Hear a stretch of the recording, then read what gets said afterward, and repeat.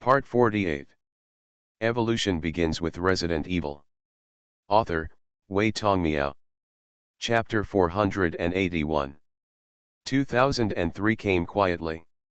In this world, Luo Guang and the Resident Evil protagonist group have no time to gather. Jill and the others spent more than a month cleaning up Wesker's secret research institute. After confirming that there was nothing useful and completing the final burial, they each left Africa. Chris, Claire, and Steve returned to the Lighthouse country first, continuing to follow up on the biohazard incidents there and cleaning up the remnants of the Plaka parasite. The FBC was not fishing during this period. Taking advantage of the absence of Chris, the director of the BSAA North American branch, they tried to make a living by solving the Plaka parasite in the Lighthouse country within half a month. Check twice. However, this does not mean that BSAA has nothing to do. Because not all North American countries can enjoy FBC services, such as Mexico. By the way, the number of soldiers in the North American division has not increased. The reason is naturally because the Lighthouse country feels that it can protect itself, so there is no need for the North American division to increase its standing troops. Steve and Claire did not follow Chris to deal with the Plaka parasite.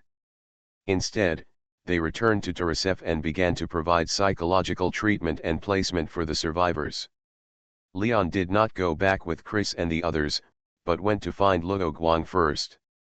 Luo Guang happened to have completed his visit to the African continent, so he made an appointment with Leon.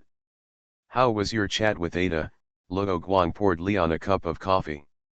Leon smiled bitterly and said, "A lot of misunderstandings were solved, but she left after confirming that Wesker was not there. Of course, he didn't gain anything. During these days, the two of them got along day and night, and they looked like a couple to outsiders. Ada was only with Leon under a false identity, but these days were still very precious to her, making her especially fond of those nights when she was not alone. However, this feeling frightened her like poison. She had never lived like this before, and she was afraid that she would be addicted to this feeling. So even though the team leader gave Ada a holiday, she still left with the geological team after completing her goal. Luo Guangbag was said, "You didn't try to save it." Leon felt the same as Ming Jing and said, "You don't understand her. Ada is just like a cat. You will only bore her if you are too slimy. And a stray cat that has been wandering for so long may not be able to adapt to the life of a domestic cat." Luo Guang smiled and said, "You have become an expert in love now." Leon nodded, looked at Luo Guang, and asked, "Yes, what about you?" "Me? It's almost the same as before, but recently I want to take a step forward with Jill." "What about Ashley?" "That's what you want to ask, right?" Luo Guang pointed out Leon's bad intentions. Leon responded with a wicked smile and said, "I asked you to tease me a lot before." Then he stopped smiling and said, "Ashley is also my friend after all, and Graham specifically told me to keep an eye on you. So, have you told Ashley about the engagement and marriage?" Luo Guang shook his head and explained the situation at that time. "The other side congratulated me on solving the world's problems. I said this news was inappropriate. After that, I was busy with branch matters, so I naturally forgot about it." "These are all excuses." Leon drank the rest of the coffee in one breath and said, "Or you'll get both." Luo Guang said speechlessly, "Are you kidding?" "Yes, I was poisoned by coffee, and I was also drunk." Leon was just joking, because doing so was unfair to both people, especially Jill. Luo Guang said, "Anyway, I will talk to Ashley after finishing the company chaos." This was said to Leon, but more like to himself. Leon said, "It's good that you have delayed it for a long time, don't waste Ashley's youth anymore." Luo Guang nodded and asked, "Let's get down to business. You probably didn't come here just to talk to me about this." "Why shouldn't you say this?" Leon knew that Luo Guang would definitely ask about himself and Ada, and it would be natural for him to turn to Ashley's matter. However, he did have business and said, I am here on a commission from President Samur. Let me ask you when you are free. He is going to award you the Medal of Honor. Anyway, Leon is on his way, and the lighthouse country personally sending someone to invite him can show more sincerity. At least I have to finish dealing with Africa. There are sporadic reports of the Plaka parasite not just in Africa, but around the world, so he will be busy for a while. Luo Guang briefly mentioned what he wanted to do, and said, I am now the head of the branch, and my position is not small, so I can't run around like before. I understand, it will be this year anyway. Leon set a deadline. He added, there is one more thing. Luo Guang gave Leon a cup of hot coffee. What's the matter? Leon said, because of this corporate chaos, the president planned to establish a new secret service organization, and I was designated to join it. I also presided over a weapons and equipment program called Sentinel-9. This agent organization is affiliated with the Department of Homeland Security of the Lighthouse country. In fact, Samur wants to transform Lion's anti-biochemical agent team into a department dedicated to dealing with biochemical crises. Congratulations, Luo Guang said with a smile, it seems that you have gained the trust of President Samur now. Leon nodded and said, Hannigan has become my subordinate, but she said that the president asked her to monitor me. That's what he said, but he didn't have any dissatisfaction. So you're here to talk to me about weapons and equipment. Let's brainstorm ideas. The two chatted a lot, interspersed with the topic of this new agent organization, and then Leon looked at going to the airport to return to the lighthouse country. And Luo Guang once again immersed himself in the work of the African branch. 2 months later, the Plaka parasite has been basically eliminated. At least from the Red Emperor's report, he hasn't heard any news about where the Plaka parasite has been eliminated again for some time. During this period, the countries that fell during the company rebellion basically found some surviving citizens, and some of them chose to merge into other countries. Some other countries have too small populations and may face difficulties in the future, but they still refuse to join other countries. After Luo Guang settled the issue of the peacekeeping forces stationing, he finally had time to leave the branch temporarily. He did not go to the lighthouse country to receive the medal, and planned to go to Europe to talk to Jill first. Gil returned to his ministerial office 2 months ago and continues to deal with matters across Europe. Although the minister was away, BSAA Europe did not shut down or become unresponsive.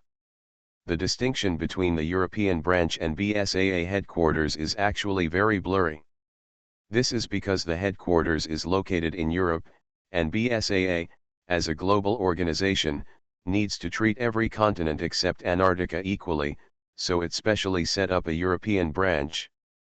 Therefore, during this period of time, O'Brien was helping her deal with biochemical incidents in Europe, and his record was comparable to that of the FBC. It's just that Luo Guang came at the wrong time, or at the right time. After knocking on the door and getting permission, he pushed the door open and entered Jill's office. The atmosphere inside was a bit cold, and the two women looked at each other, seemingly unwilling to give in to each other. Luo Guang still held the door handle and said directly, "Excuse me. After that, you should exit." "Stop!" Jill shouted, but he didn't dare to disobey, so he walked in obediently, closed the door and locked it, then sat next to Jill, not daring to look at Ashley.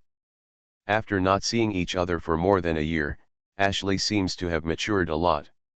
It was the first time she saw Luo Guang like this, and she felt a little amused. She covered her mouth and chuckled, not at all nervous. "If you have anything to say, let's talk now," Jill said with a straight face. Luo Guang raised his hand tremblingly and said, "I don't deny it, just beat me to death." Although he suppressed his body's impulse and did not make a big mistake like before, but no matter what, he was indeed attracted to Ashley. This was undeniable and impossible to argue with, so he just lay down and waited for death. Hearing this, Jill was so angry that she almost laughed out of anger and said, "I'll satisfy you." She got up and went to her desk, opened the drawer, took out her gun and pointed it at Luo Guang. Wait, Ashley was frightened. Why did she shoot directly? It was different from the plan, but she still blocked Luo Guang reflexively. Very well, you two bitches, I will make it happen for you. Gunshots rang out, and Luo Guang was already standing in front of Ashley and was shot 15 times. Ashley rushed to Luo Guang to check his injuries. I'm fine. Luo Guang sighed, turned to Jill and said, are you calming down? Being angry is not good for your health. Humph Gil turned his head and did not reply. Luo Guang asked Ashley to calm down first, then walked over and pressed down the samurai blade that was emptying the bullet with his hand. I'm sorry for you, and I'm sorry for her. But I'm ready to tell Ashley that we're going to get engaged and get married. The reason I came to you this time is to discuss this matter with you. Is this true? Ashley's eyes immediately filled with tears. One wave came after another. Before Jill could calm down, Ashley exploded again. With an apology on his face, Luo Guang took a deep breath and said, it's true. I refused. I shouldn't have let you and Leon get so close. I taught you bad things. Luo Guang didn't know why Leon suddenly took the plunge. He didn't have time to pay attention to this and said, whatever you want me to do, I will satisfy you. Luo Guang himself was not good at this, so he could only lie on the chopping board and let Jill make his decision. Ashley lay on the ground on the edge of the sofa and looked at the two of them. Luo Guang had not made up his mind before, and he did not say those words of rejection in the end. In addition, Luo Guang has never officially married Jill, which makes Ashley remain optimistic and feels that she can take this opportunity to go to Jill and issue a declaration of war. She didn't expect that Luo Guang had already made up his mind and was just waiting for a chance to tell her. Now we can only see whether Jill will stick to her previous words. Jill didn't answer immediately, and because of this, she really wanted to directly overturn what she had said to Ashley before. She originally thought that Luo Guang would want both of them as an adult, and even thought that Luo Guang set up G.I.M.Z's headquarters in South Africa just for this moment. Because South Africa is a polygamous country, but she didn't expect Luo Guang to delay for so long, and she suddenly made a decision in her heart. No woman wants to share her beloved man with another woman.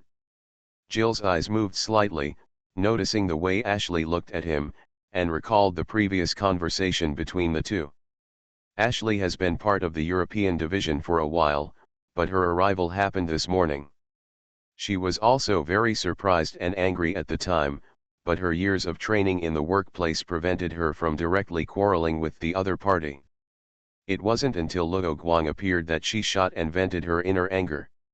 Jill never knew about Ashley, and Luo Guang never said anything about it, which actually gave her a sense of crisis. After all, Luo Guang had directly confessed to himself when he had done something wrong before. Recalling her boyfriend's unusually strong needs and strange abilities, Jill observed Ashley carefully, but found nothing special about her body. As for the size of the chest armor, she only said that the two sides were comparable. So she could confirm that Luo Guang didn't eat secretly. When she thought about Ashley's declaration of love and war, she didn't feel particularly angry. Instead, she felt that the other party was a strong and brave girl. After listening to the other party's declaration, she did not answer, but asked how the other party and Luo Guang met. At the same time, Jill was also reflecting on herself. She had reflected on it before, so she thought about taking a backseat and creating more memories with Luo Guang. But after that, it seemed that the other party took the initiative to find me, take the initiative to accompany me, take the initiative to take me to travel, and take the initiative to solve problems for me. I seem to be obsessed with fighting against the biochemical crisis. Have I inadvertently ignored Luo Guang's emotional needs? After listening to Ashley's words and analyzing the other person's character, Jill understood that the other person was a gentle and considerate person who could provide Luo Guang exactly what he needed. After calming down, she thought of other things. Recently, it has been difficult for me to keep up with Luo Guang's rhythm during night exercise. I am almost exhausted every time. I rely entirely on my body's recovery ability, otherwise I will definitely have to ask for leave the next day. If this continues, night sports will become increasingly boring. Thinking of this, she suddenly felt that it would be a good choice for one more person to share the firepower. Finally, there is another reason. As Luo Guang becomes stronger and stronger, the restraint of the world on him will naturally become lower and lower. Fortunately, my man is the kind of honest person who is more adventurous and has no ambition, so he is not able to stand against me. But she was worried that if she was gone, would anyone else be able to restrain Luo Guang? If she died in the anti-biochemical war, she couldn't imagine what the angry Luo Guang would do. How will those who are blind see Luo Guang's ability react to him? Will Luo Guang, and other, still exercise restraint? She couldn't imagine what would happen then, so additional insurance was necessary. After listening to the story between Ashley and Luo Guang, Jill also figured it out. Emotionally she doesn't want to share Luo Guang with anyone else, but from other aspects it doesn't seem like a bad thing. After all, you can't hide your boyfriend's shining points. Therefore, Jill said this to Ashley. How about you marry Luo Guang with me? Thanks for subscribing and voting, this is the last volume. I also want to say sorry to the readers who like single female protagonists. Evolution begins with Resident Evil. Author, Wei Tongmiao. Chapter 482. Jill's words were completely unexpected. She thought about various possibilities, such as the two of them quarreled and she was kicked out of the door, or Jill mocked her for not overestimating her own abilities by using various things with Luo Guang. But this situation was not what she had imagined. For a moment, Ashley was also entangled. This was not an easy decision. But finally, she nodded and took Jill's offered hand. Searched Can on Google. The reason is simple, Ashley likes Luo Guang, and she feels happy as long as she can stay by his side. The two of them were thousands of miles apart this year, which did not dampen her feelings. On the contrary, it made her more convinced of her love for Luo Guang, so she chose to come to BSAA European branch to work with Luo Guang in person. Therefore, Ashley agreed to Jill's suggestion without saying a word.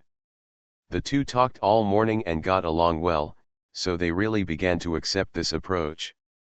After all, if the two people have different personalities, then the triangle will be unstable. Sooner or later, they will quarrel, which will make it difficult for Luo Guang. Luo Guang sent a message to Jill before going to Europe to prevent himself and Jill from missing it. Therefore, Jill told Ashley during lunch that she wanted to play tricks on Luo Guang, but she could not let Luo Guang hug her so easily. Ashley thought the idea was good and agreed, but she never expected that Jill would shoot directly, which shocked her. After that, things got back on track, and she finally breathed a sigh of relief. She didn't know that what Jill was thinking about was not only the love between children, but also other reasons. But after seeing Jill's fake act, she became really angry. Ashley also understood Jill's love for Luo Guang. Back to the present, Luo Guang was still waiting for Jill's reply, but neither Jill nor Ashley spoke. But while Luo Guang was waiting, he was also thinking quickly about how to appease Jill. Suddenly, he thought of something. Why didn't anyone from BSAA come over to ask a word after Jill shot him? Thinking of this, he used his clone to contact the Red Emperor and asked her to help check the surveillance. Although Jill and Luo Guang often work separately during the year, she still knows Luo Guang very well. Once he saw the change in Luo Guang's eyes, he knew that the other person must be thinking of something. Luo Guang. The little one is here. Have you thought about it? Ah, Luo Guang thought to himself that he had just asked Gil what he was going to do, and now the ball was kicked back.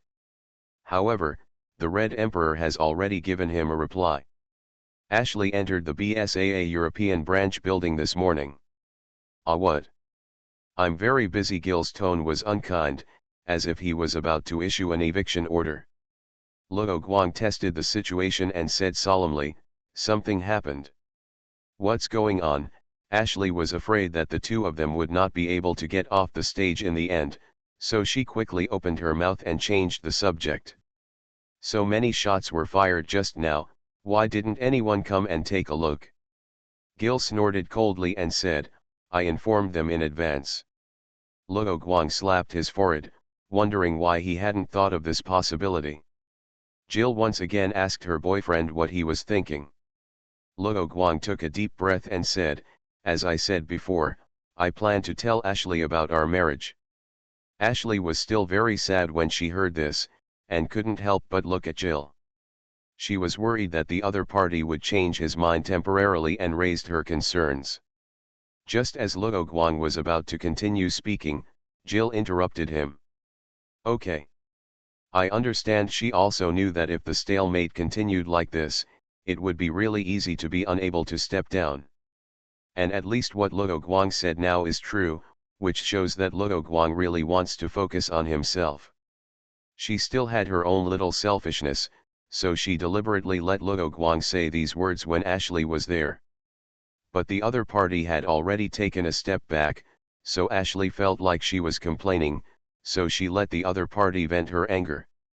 Jill continued, your plans to marry me need to change. You say. The groom remains the same, but the bride has changed. Jill deliberately did not finish the words at once. She looked at Luo Guang, who was full of confusion and fear, and glanced at Ashley, who was full of expectations, from the corner of her eye, and said, we have become two people.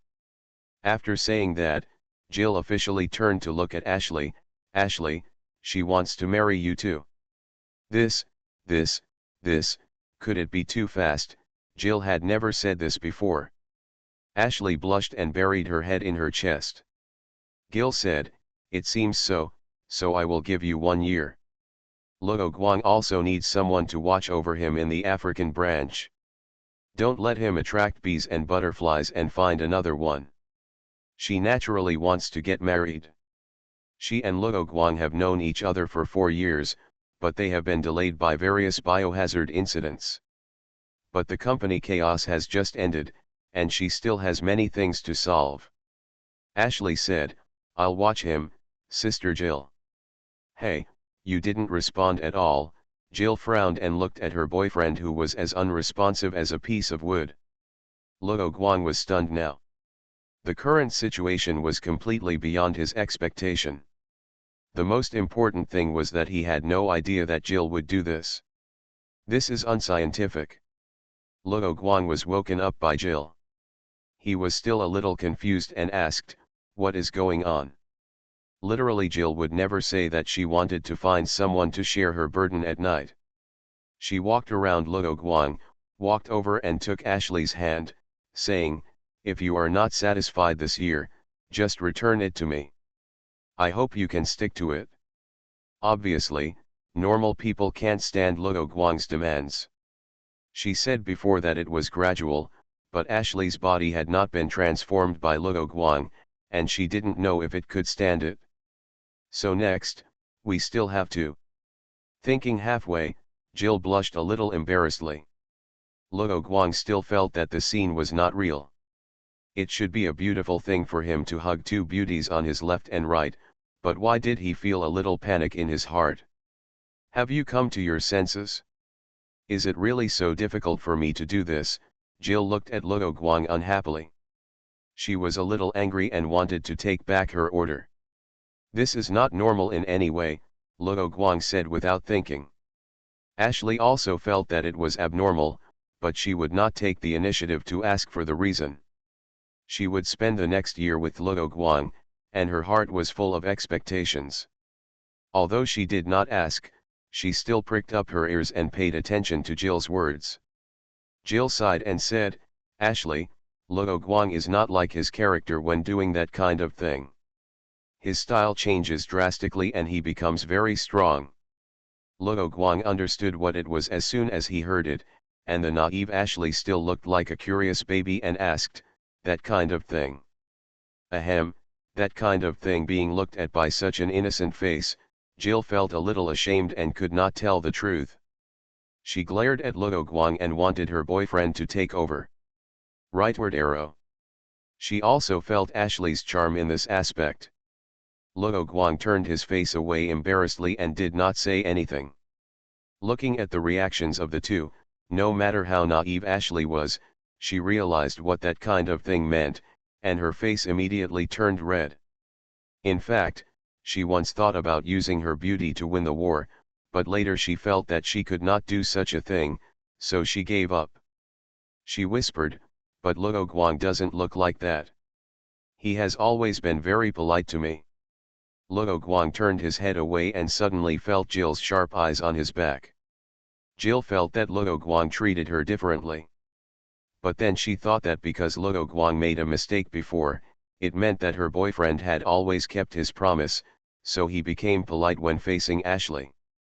This made her feel a little happy again.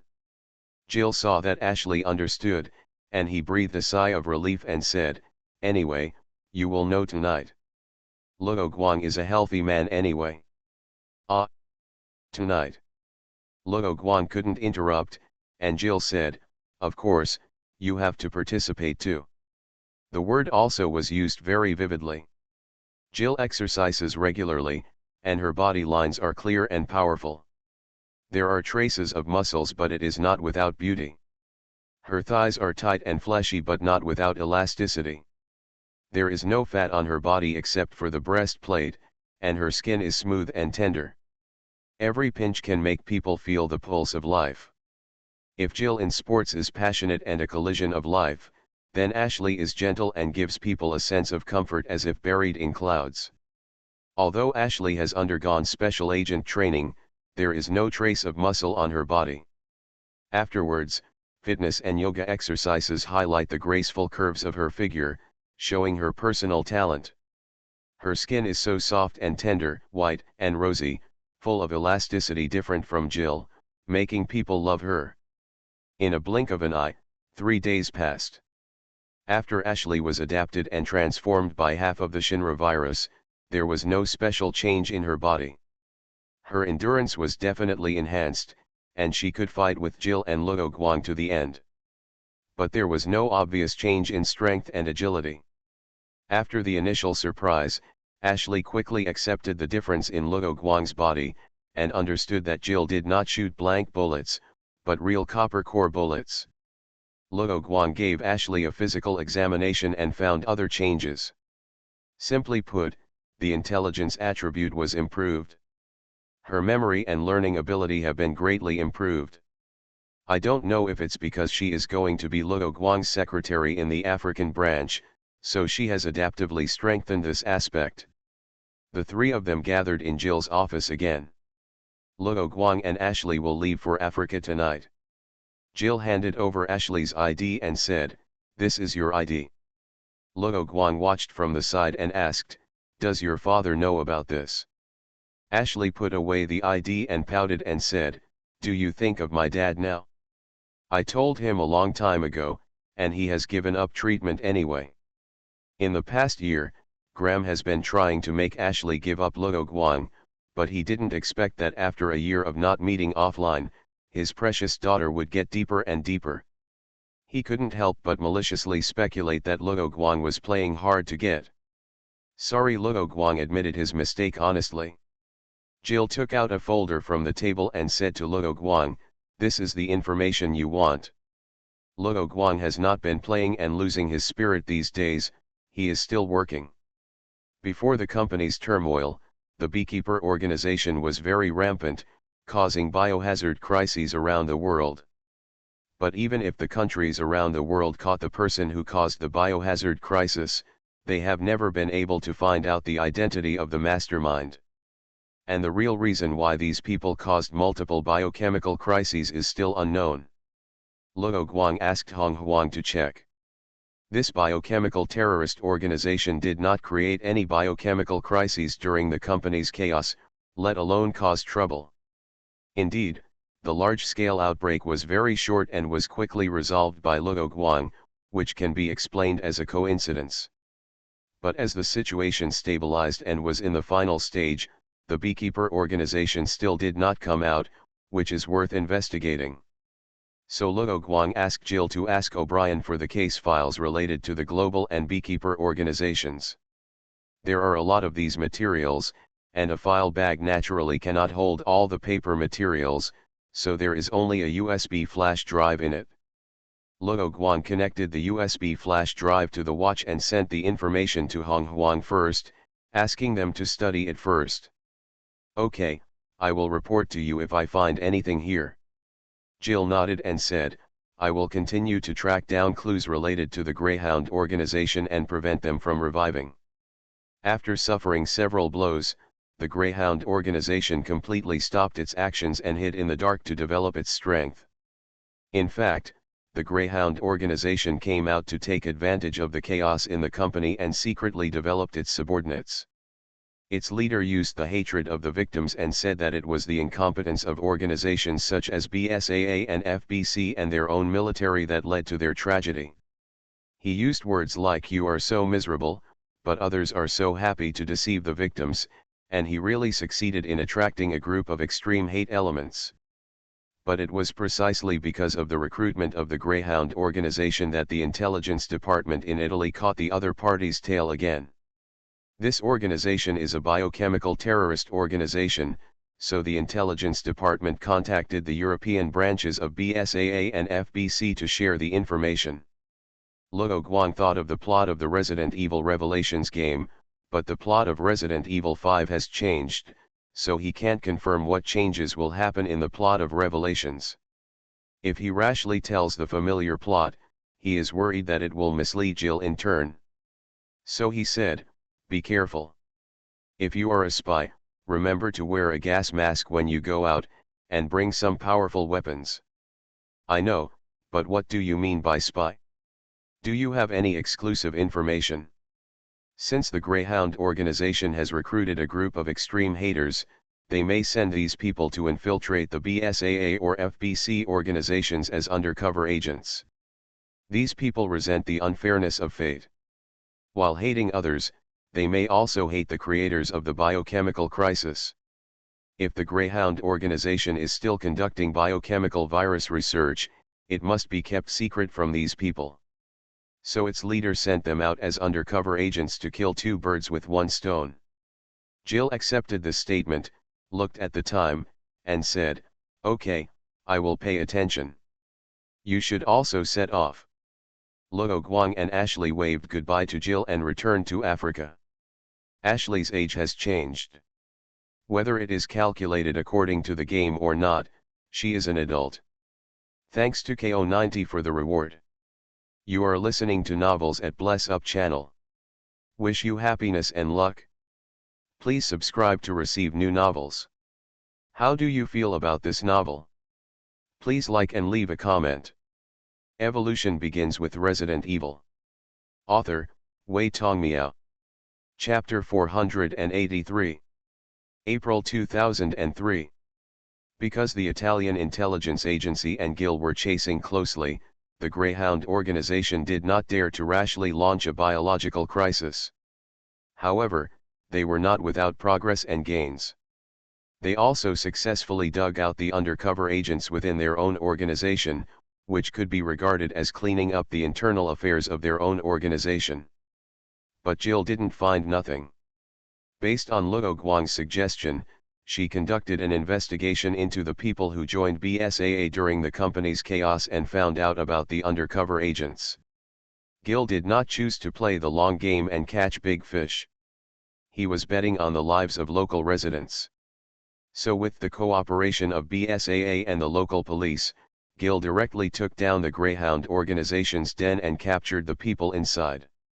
On Luo Guang's side, although Jill gave him and Ashley a year to date, he didn't dare to neglect Jill because of this, so he would go back to Europe from time to stay and fly together. At the same time, during this period of time, Luo Guang did not forget to take the time to go to the lighthouse country to get a Medal of Honor, accompany President Samur for a show, and finally attracted sponsorship worth $20 million from the lighthouse country. But he didn't take Ashley with him when he went to the lighthouse country. Because former President Graham and his wife went to Europe to find Ashley, she made an urgent trip to Europe. So poor Ma Guang could only stay at the headquarters to help Luo Guang watch over the situation. Now that he has gone to the capital of the lighthouse country, Luo Guang has to get together with Leon. As for Chris, he is on a mission, so we can only talk about it next time. He brought a souvenir to Leon, which was a close-fitting vest manufactured by the Caucasus Brood base based on Tyrant's 3-proof black coat technology. If you want to reach the defensive power of the Tyrant's straitjacket, the weight will definitely be unbearable, which is not worth the loss for the agile Leon. So the one given by Luo Guang is an improved version. He considered that the other party would usually bring their own tactical body armor when going on a mission, so the main function of the vest was to prevent knife wounds. In addition, this vest can also absorb shockwaves and protect Leon's back. Therefore, the product code name of this vest was named Steelback Beast Type 1 by Luo Guang. Leon was very happy to receive the gift and tried it on immediately. It does fit well, and it has an elastic structure, making it very close to the body. Even if he has a little more muscle, it won't be a problem.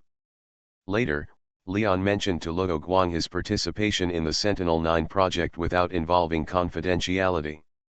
This Sentinel-9 plan mainly serves the special agent organization called DSO, Security and Peacekeeping Organization.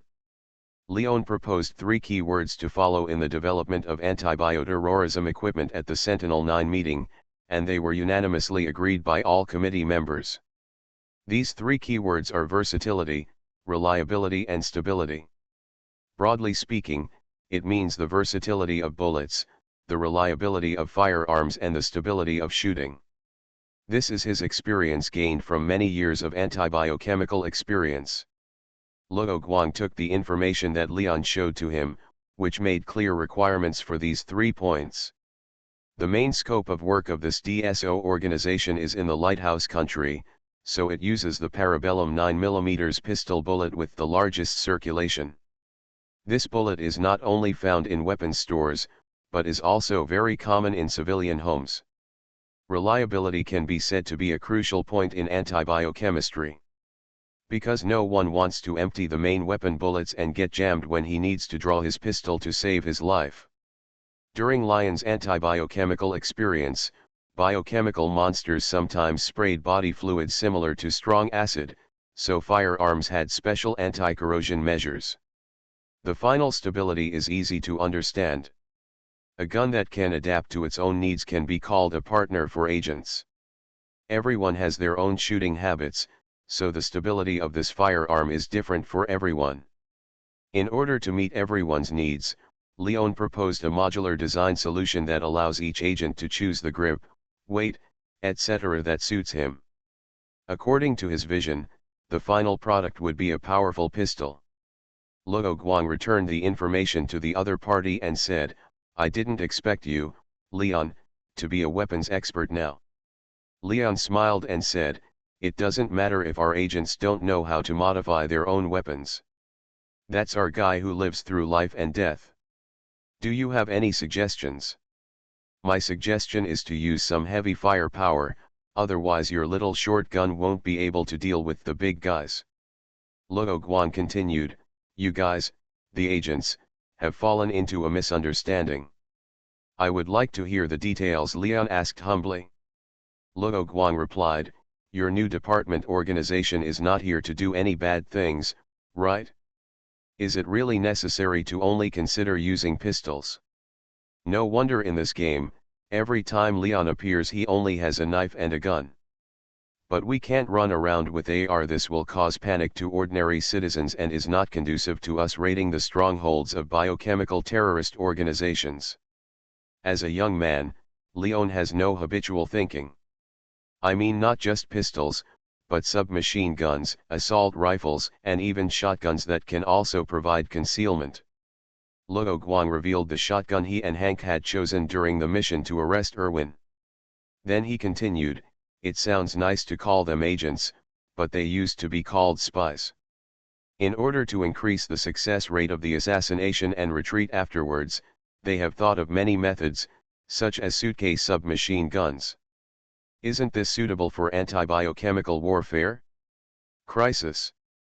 Although Leon does not have inertial thinking, his ideas have not been expanded yet, at least not as much as Luo Guang, a web surfer.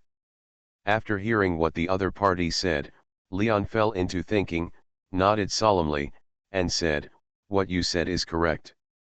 I will add it to the plan when I get back." After chatting with Leon about the weapons and equipment plan, Luo Guang started talking about business and asked, "Has the FBC taken any action recently? They seem to have nothing to do after assisting the military in dealing with the biological crisis in the country.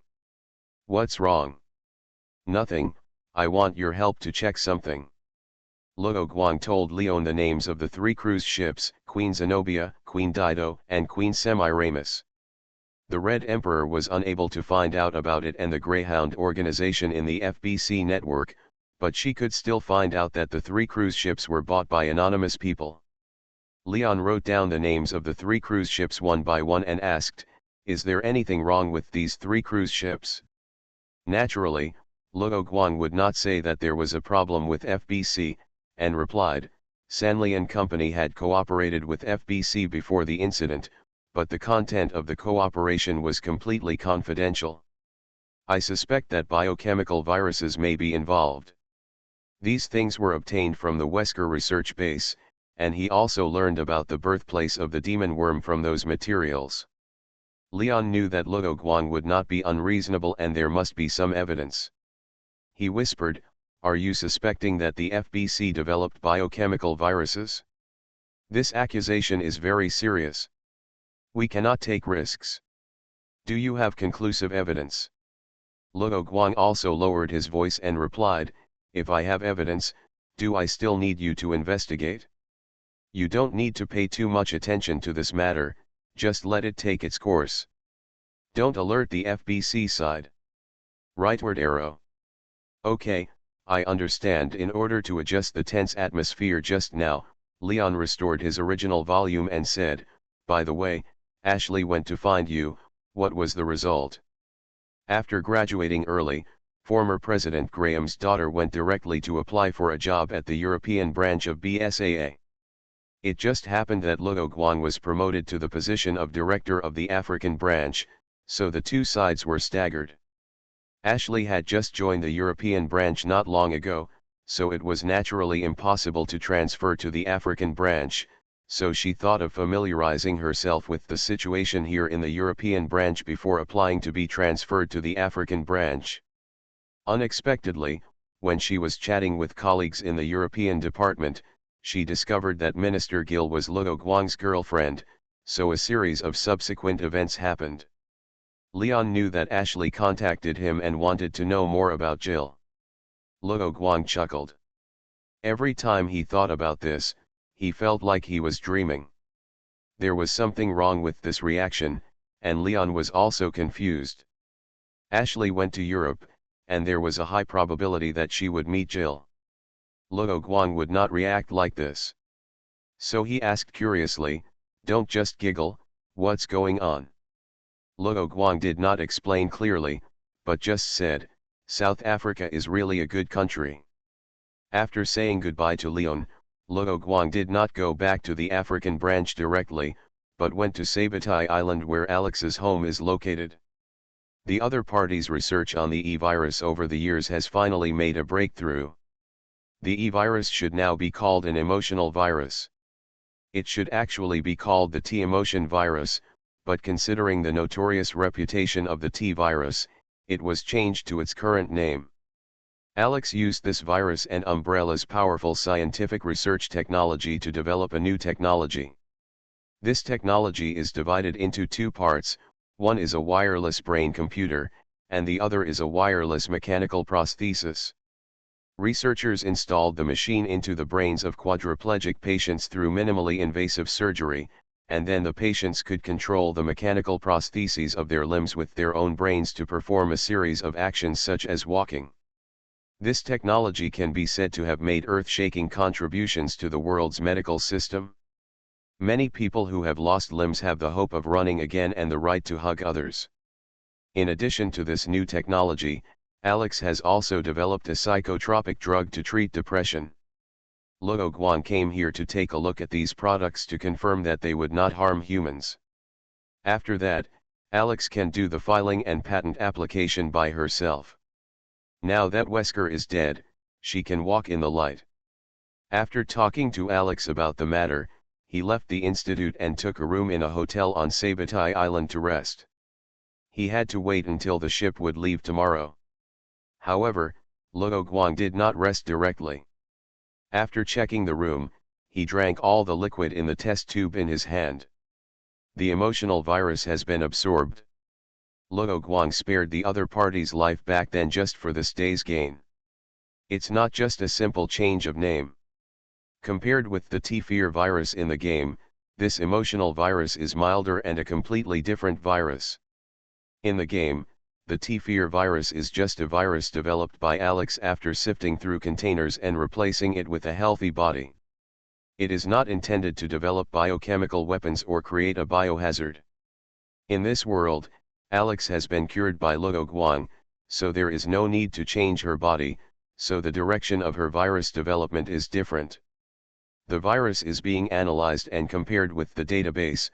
The comparison is completed, and it is found that there is virus data with a similarity of 46.66%, the analysis is completed. If it were before, after reaching this step, the next step would be system optimization and skill extraction. However, Luo Guang can now do related things by himself, and the system only needs to assist, so the system has no prompt sound for the next step. The overall size of the emotional virus is not large. Under Alex's research and development, there is almost no room for optimization, so Luo Guang skipped this step directly. He took over the virus analyzed by the system and continued to work. The first thing is to confirm the structure of the entire virus, and then screen and eliminate the relevant parts of the T-virus. In the end, the only genes left are the unique parts of this virus. Next, let the system mark the parts that are connected with the Shinra virus, confirm the anchor points, and then transform and fuse these parts. Luo Guang closed his eyes and used his mental power to observe the operation on the emotional virus in his body, ensuring that every operation was accurately implemented. In fact, the Shinra virus itself also has the function of swallowing and fusing other viruses, but this is the worst fusion method. Although it will not cause the collapse of the Shinra virus gene, it is easy to make the virus bloated. Fusion completed, self-checking. The system received Luo Guang's instructions and began to check the Shinra virus that had been fused. Only after the review will Luo Guang cover all the Shinra viruses in his body with the new ones. There is no need for the system to analyze the skills. Through the analysis just now and the information he saw from Alex, he can basically confirm the content of the skills. His mental power attribute jumped to 20, and he only has one skill. Luo Guang named the skill Emotional Perception, and finally combined it with his Danger Perception ability and Sensory Perception Control ability. The Sensory Perception Control ability has now become able to sense the thoughts of the controlled person, but the memory cannot be pried into unless the other party recalls it himself. This is not a big problem. Through simple inquiries, the other party will naturally recall the information Luo Guang needs. It's just that human memory may be wrong, so he has to pay attention to this. The previous danger perception ability was to perceive the existence of danger through subtle changes in the environment, which is relatively metaphysical. But now this danger perception ability has become an emotional perception ability, such as murderous intent. Luo Guang can sense the emotions revealed by the people in the surrounding guest rooms even if he is only in the room. The one on the left is irritable and angry because his wife is divorcing him. The two on the right are very happy because they are doing late-night exercise. Luo Guang was silent for a moment. The soundproofing of the guest room was not good, so he heard the noises from both sides. He sighed, packed his things, and went out to wander. In the noisy night market, he could still confirm everyone's current mood one by one, and nodded in his heart. Now he just needed to confirm the effect of sensing the killing intent. Although Luo Guang could ask Alex's boyfriend Stuart for help, he felt a little embarrassed to play tricks on him every time. Thinking of this, he walked into a bar and found some entertainment for himself. Meow, thank you for subscribing and voting meow. Evolution begins with Resident Evil. Author, Wei Tong Meow. Chapter 484. Places like bars are full of people of all kinds, and many people are drunk, so conflicts are most likely to break out. What do you want to drink, bro? As soon as Luo Guang sat down at the bar, 5 big, dark-skinned bartenders came over immediately. He looked up and noticed a GG sign. The bartender looked over and asked, "This event is still going on, bro, do you want to join?" Luo Guang nodded. The bartender's eyes lit up, and he immediately mixed the cocktails, and soon brought a special large cup with a capacity of at least 3 liters. At the same time, he shouted, "Everyone! Someone from our Sabatai Island wants to challenge our bar's 1 cup down cocktail. Everyone, buy it and leave it." The bartender also became the banker, which could make a lot of money. Everyone bought it and left it. Although the previous challengers had failed, because the odds were high, many people still bought Luo Guang's challenge to succeed. The bar collected the money and heated up the atmosphere again. "Come on. Let's drink." Luo Guang did not drink immediately, but opened his wallet and took out the money inside. He took out $100 bills and said, "Can I buy what I won?" Of course the bartender took the money with a smile and kindly reminded him, "Although the security on our island is okay, there are still robberies." Luo Guang did not reply, picked up the glass and drank it all. After putting it down with a thud, he smiled and said to the bartender, "Give me the money." After a brief silence, everyone in the bar burst into warm cheers. Luo Guang was disappointed and completely desperate about the Sabatai Island full of river crabs. According to the normal routine, shouldn't a group of bad guys jump out as soon as he goes out, and then threaten him fiercely to go to the alley at the corner, and finally take out a knife to threaten him to give money? At the very least, he won $300,000 from the bar, shouldn't they send someone to ask him to return the money? Why didn't these things happen? Luo Guang has been thinking about what he did wrong since he left by boat last night. The reason is actually very simple. All the evil forces on the island have been warned by Alex's security team. They all know Luo Guang, so naturally no one dares to attack Luo Guang, and they have to protect him carefully. Luo Guang, who did not give up, tried again after returning to Africa. Finally, someone came to his door, and he got what he wanted, and he could test his perception of killing intent. After uprooting the local warlord, he returned to the building of the African branch. Ashley had returned from Europe a long time ago, and as a secretary, she knew the time when Luo Guang would return in advance, so she came out to greet him in advance. She whispered, "My dad is here, you can only wish you good luck." Ashley told her father about her decision, and she still hoped to get her parents' blessings. Graham was not polite at all. When he saw Luo Guang, he clenched his fist and hit him. Luo Guang could not hide or fight back, he could only stand and let the other party hit him, and he had to cooperate with shouting twice. Unlike Jill, Graham stopped after 2 punches and said to Ashley, "Daughter, you didn't put a steel plate in front of him, did you?" His hand hurt so much. His full-strength punch was like hitting a steel plate, and the second punch was already the end of his strength. "I just told him that you came," Ashley quickly denied. Graham had tears in his eyes, and he felt a little relieved in his heart. At least his daughter didn't turn to outsiders. "Do you want to go to the infirmary?" Luo Guang's caring words caused the other party to glare at him. Graham said toughly, "Humph, you look down on me." He couldn't lose face in front of his daughter. "Dad, I really want to do this. This is my own choice." After Ashley finished speaking, she immediately looked at Luo Guang.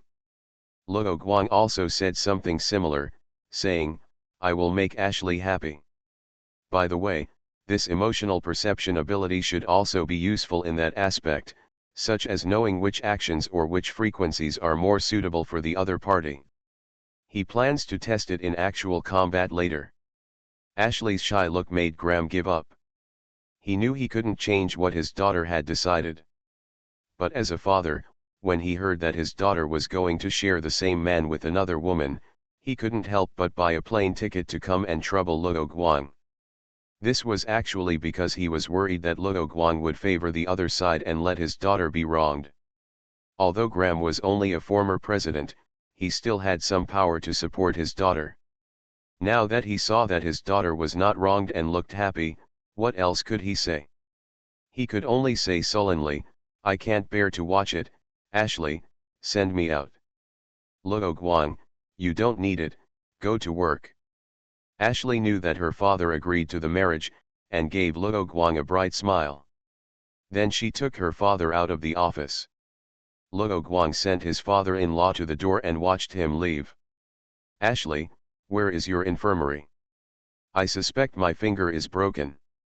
Also, remember to go home when you have time, your mother misses you." Luo Guang listened to Graham's whisper to Ashley, smiled and shook his head, and closed the door. On the other side of the Atlantic Ocean, somewhere in the Lighthouse country, there is a luxurious villa covering thousands of square meters.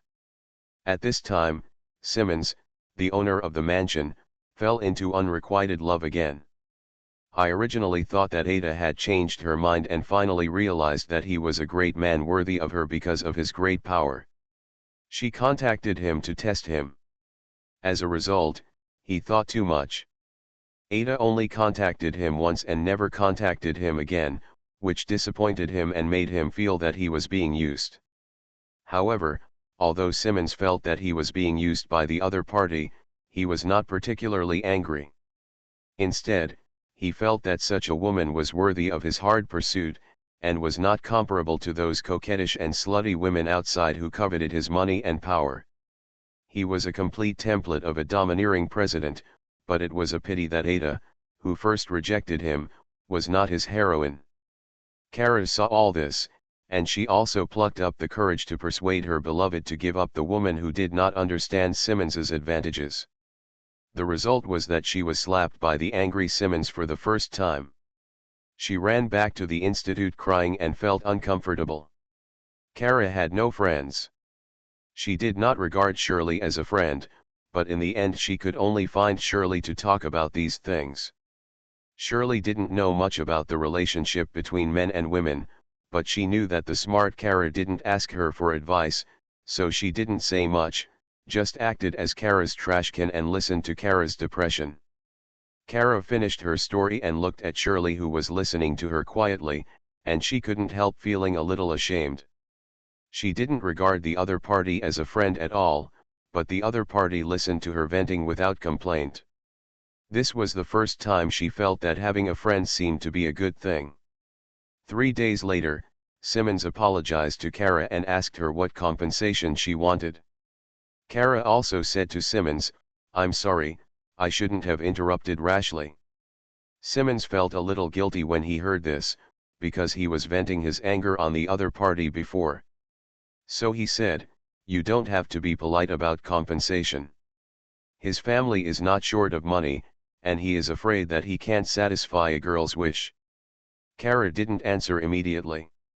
After thinking carefully, she said, "I hope there is a combat team working specifically for me." She was about to explain in detail, and Simmons agreed with a wave of his hand. But after Kara knew about it, Simmons would definitely ask about it, so she didn't stop talking. "This team is dedicated to helping me collect various viruses and tests in the world." Simmons was very satisfied with the sensible Kara, so after a little thought, he agreed with the other party's approach. Organization X has its own special agents and troops to collect these, so there is no need to set up another one, but it is not a problem for Organization X to raise an extra troop. Rightward arrow. He didn't want to dampen Kara's enthusiasm, so he immediately agreed and approved a sum of money and manpower for Kara. This is the first step of Kara's plan, using the shell of this troop to form a troop loyal to herself. She didn't want to betray Simmons, everything was for Simmons' good. Kara wanted to take back the man she liked, even if it would sacrifice everything for herself. Shirley was not in the institute at this time, she was sitting in Claire's car to Claire's house to put her luggage. Kara gave her friend a full week off this time. Shirley asked excitedly, "Claire, where are we going to play next?" She wanted to travel to a farther place.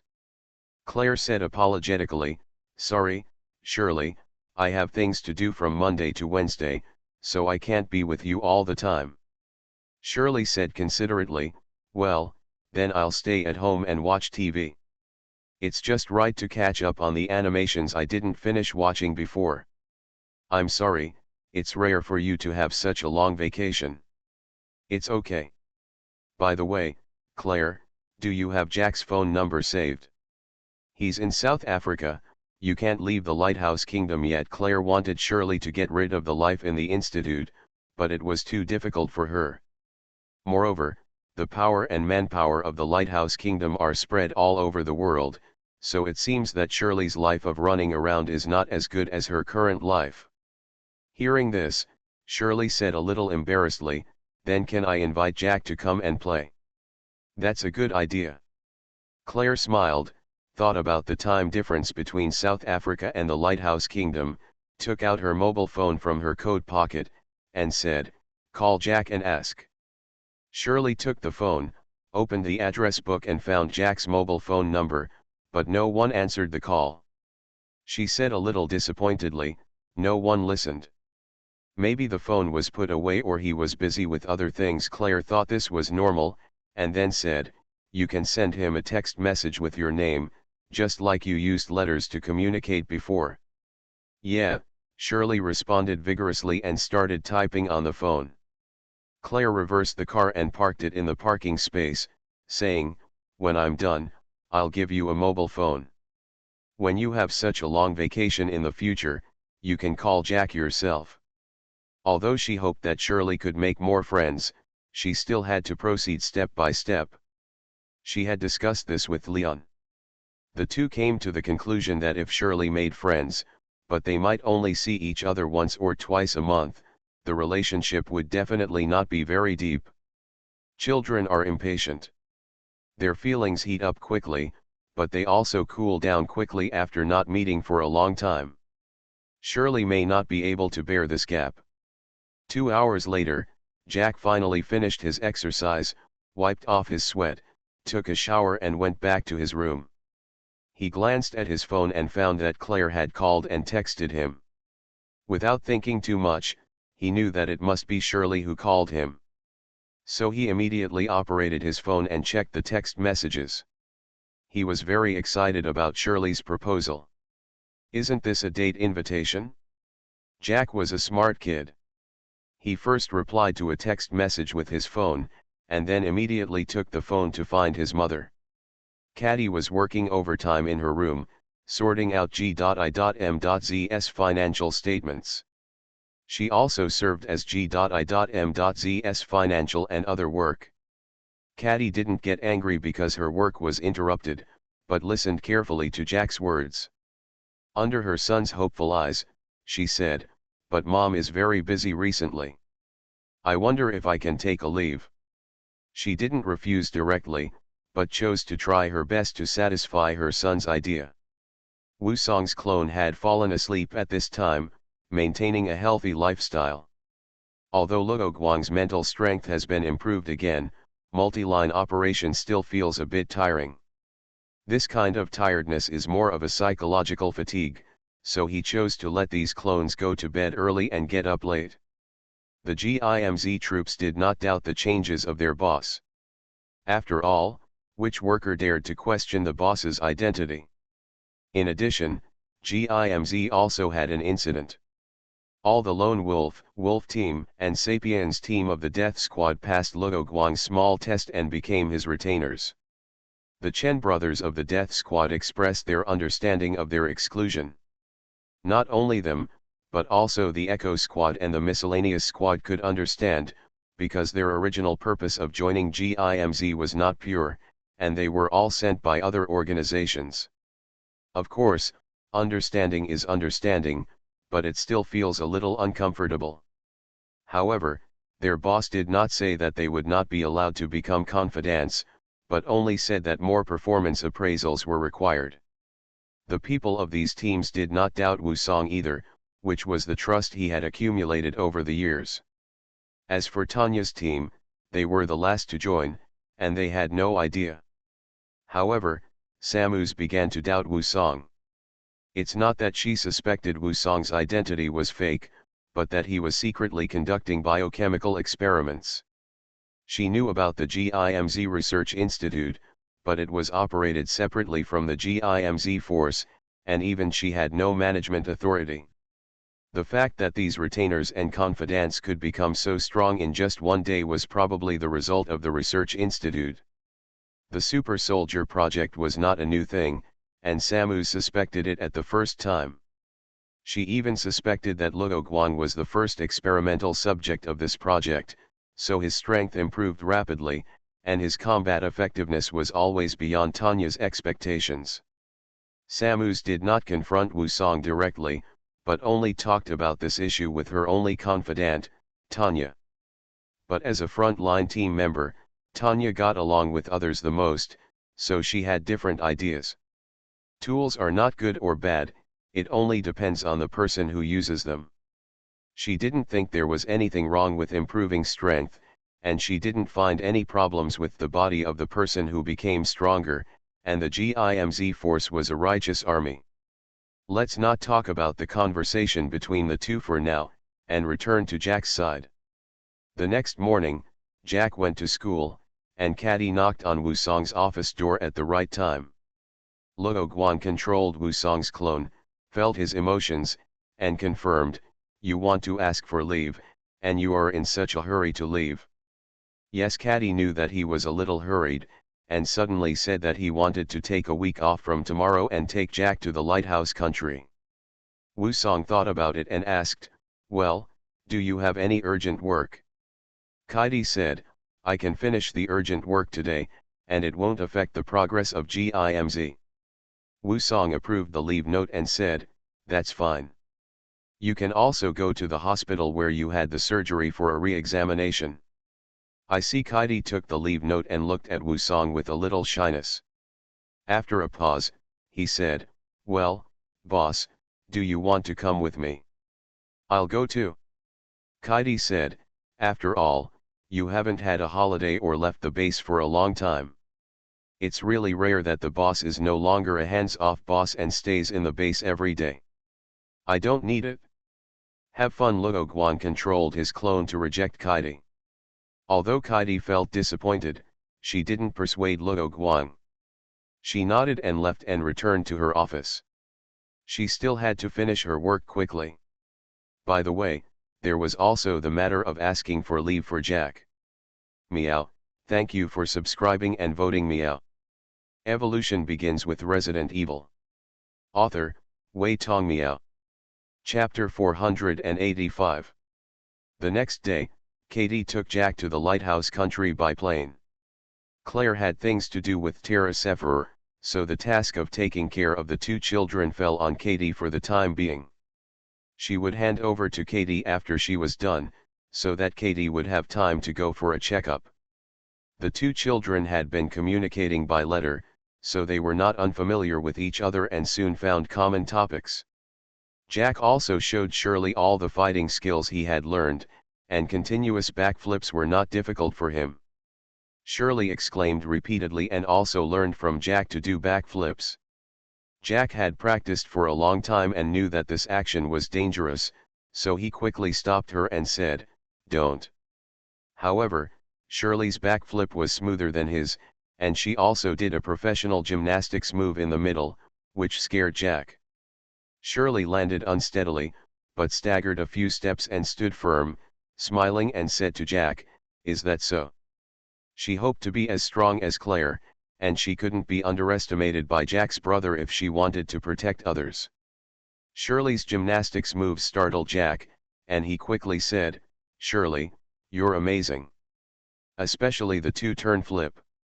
Shirley didn't step on the trampoline, but used her own leg strength to send herself to the air 3 meters high. Shirley smiled, and she became shy because she was rarely praised. She just learned the moves from Jack, and the flip was seen on the sports channel.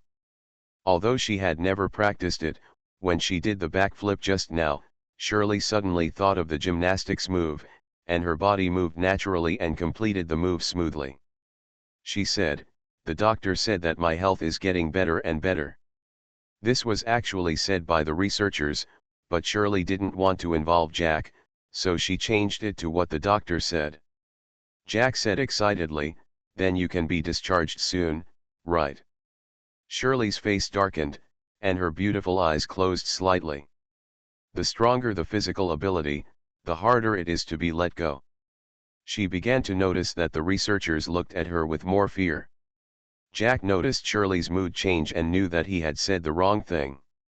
So he quickly changed the subject and said, "By the way, my boss also said that my body will become stronger and stronger, but this is inherited from my bastard father, which makes me feel very unhappy." When Caddy heard the news of Wesker's death, she was very calm and relieved. Although Jack was her child with the other party, she no longer had any love for Wesker, and she was more worried that the other party would plot against her mother and son and Wusong. And Jack was even more so. He had no good feelings for Wesker. When he heard the news of his death, he directly shouted that he deserved it. Shirley's feelings for her father, who was obsessed with research, were not as deep as her mother. She said, "My father is obsessed with research every day and doesn't take care of me. It was not bad at first, but since William started to develop the G virus, he was like a demon and basically lived in the Raccoon City Research Institute, ignoring Shirley." If Luo Guang heard what they said here, he would definitely joke that their fathers were good friends and arranged a baby marriage for them. Putting aside Shirley, Jack would definitely feel grateful to Wesker for the first time when he heard this. Although the situations were different, the two of them could not help but resonate when they talked about their fathers. Jack said, "When my mother was pregnant with me, that bastard had abandoned my mother. My father was a big villain who wanted to destroy the world before. Cuddy was preparing lunch in the kitchen, but he didn't want to lose his manners in front of Shirley, so he didn't use particularly pure swear words to scold Wesker.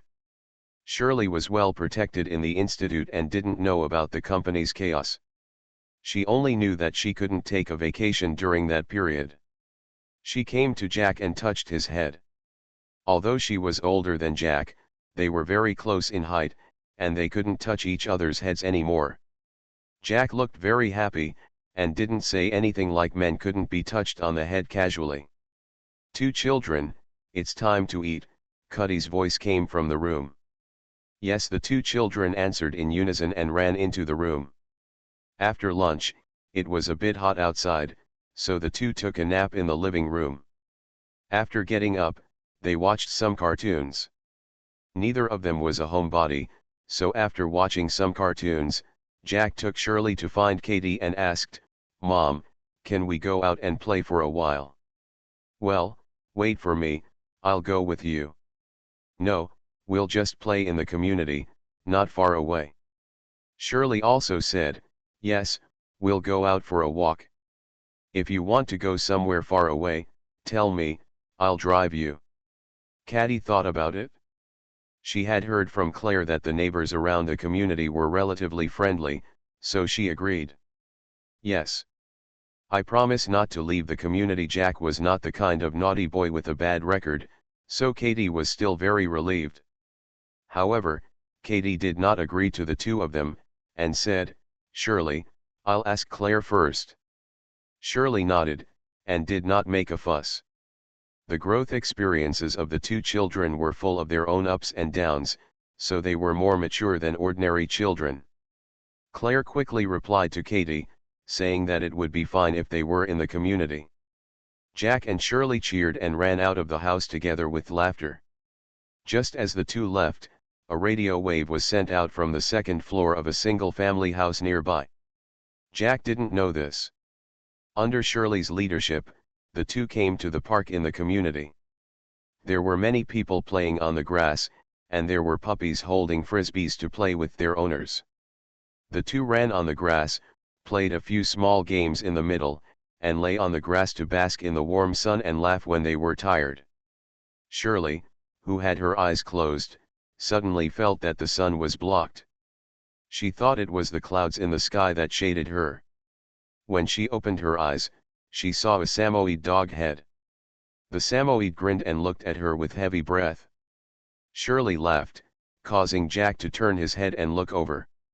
He was startled by the sudden appearance of the big dog and stood up. If he was at the base, he would definitely be scolded by his teachers for his unguarded appearance. But now it's a holiday, so Jack smiled in his heart, stood up, and was about to reach out to touch the dog's head. The Samoyed jumped back, avoiding Jack's male hand, pulled up his butt, and lay on the ground with his front fingers, breathing towards Shirley, as if inviting her to play together. Shirley smiled and stood up, asking, "Where is your owner?" As soon as she finished speaking, she heard someone shouting, "Maddie! Come back soon!" It was the owner of this Samoyed. The Samoyed owner was wearing a suspender skirt, and her wheat-colored skin was full of health. She looked at Jack and the others and said, "Sorry, I..." She widened her eyes and locked her eyes on Shirley, her voice trembling, and there was a little disbelief. "Are you Annette Birkin's daughter?" Shirley widened her eyes. She didn't expect to hear her mother's name from other people. William Birkin's name was hidden when he disclosed the bad things that Umbrella did in Raccoon City because of his cooperation with the military. Bar Book 69 knew. The same is true for his wife Annette Birkin's name. So most people don't know about William's daughter, let alone her appearance. "Who are you?" Shirley suppressed her inner excitement, did not admit it, and asked back. Jack on the other side stood beside her like a flower protector, looking at the other person. The man looked around and confirmed that no one was paying attention to him and said, "I am your mother's friend. After the Raccoon City incident, I have been looking for you, but I have never found you." She was very happy and tears flowed unconsciously. Jack interrupted the other's tears and asked, "What do you want to see us for?" "It's just a coincidence.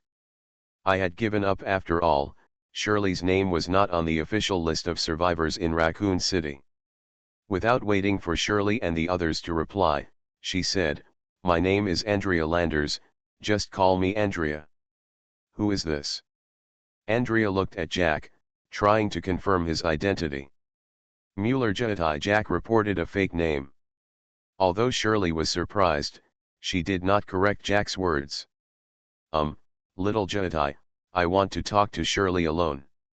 How about you play with Matey first?" Matey is the name of the Samoyed. Although Jack did want to play with the dog before, he didn't want Shirley, a girl, to get along with strangers. Just because the other party knew about Shirley and her mother didn't mean that the other party was a trustworthy acquaintance. These were the survival skills he learned in the chaotic mercenary town before he met Luo Guang and Hank. So he replied, "Sorry, I have the responsibility to protect her safety. And your dog doesn't like to play with me." Andrea thought for a while and said, "Shirley, your mother entrusted something to you and left it at home. I just want to give you your mother's things." "My mother's things?" Shirley's words were a disguised acknowledgement of her identity. Andrea said with great emotion, "Yes, it's at my house, not far from the park, just 2 blocks away. We'll wait here for you to pick it up." Jack took the lead and said to Shirley, "We promised Claire that they would be in the community. There are many people in the park, which can also play a protective role." Andrea said, Then you stay here and wait for me, okay? She did not persuade Shirley to follow her back, which made Jack relieved, thinking that the other party might not really be a bad person. Shirley nodded and watched the other party leave. Watching Andrea leave, there were two guys sitting on the bench, crossing their legs and holding newspapers. One of them pressed his ear and talked about the situation. After this incident, Shirley was not in the mood to play around, and said to Jack, "What did my mother leave for me? I don't know, and is this really just a coincidence?" Shirley was a little unhappy and said, "I have stayed at Claire's house many times. If she really had bad intentions towards me, she wouldn't have to wait until now, right?" Jack thought it was because Shirley used to play with Claire, and now he was the only child, which just happened to give her a chance.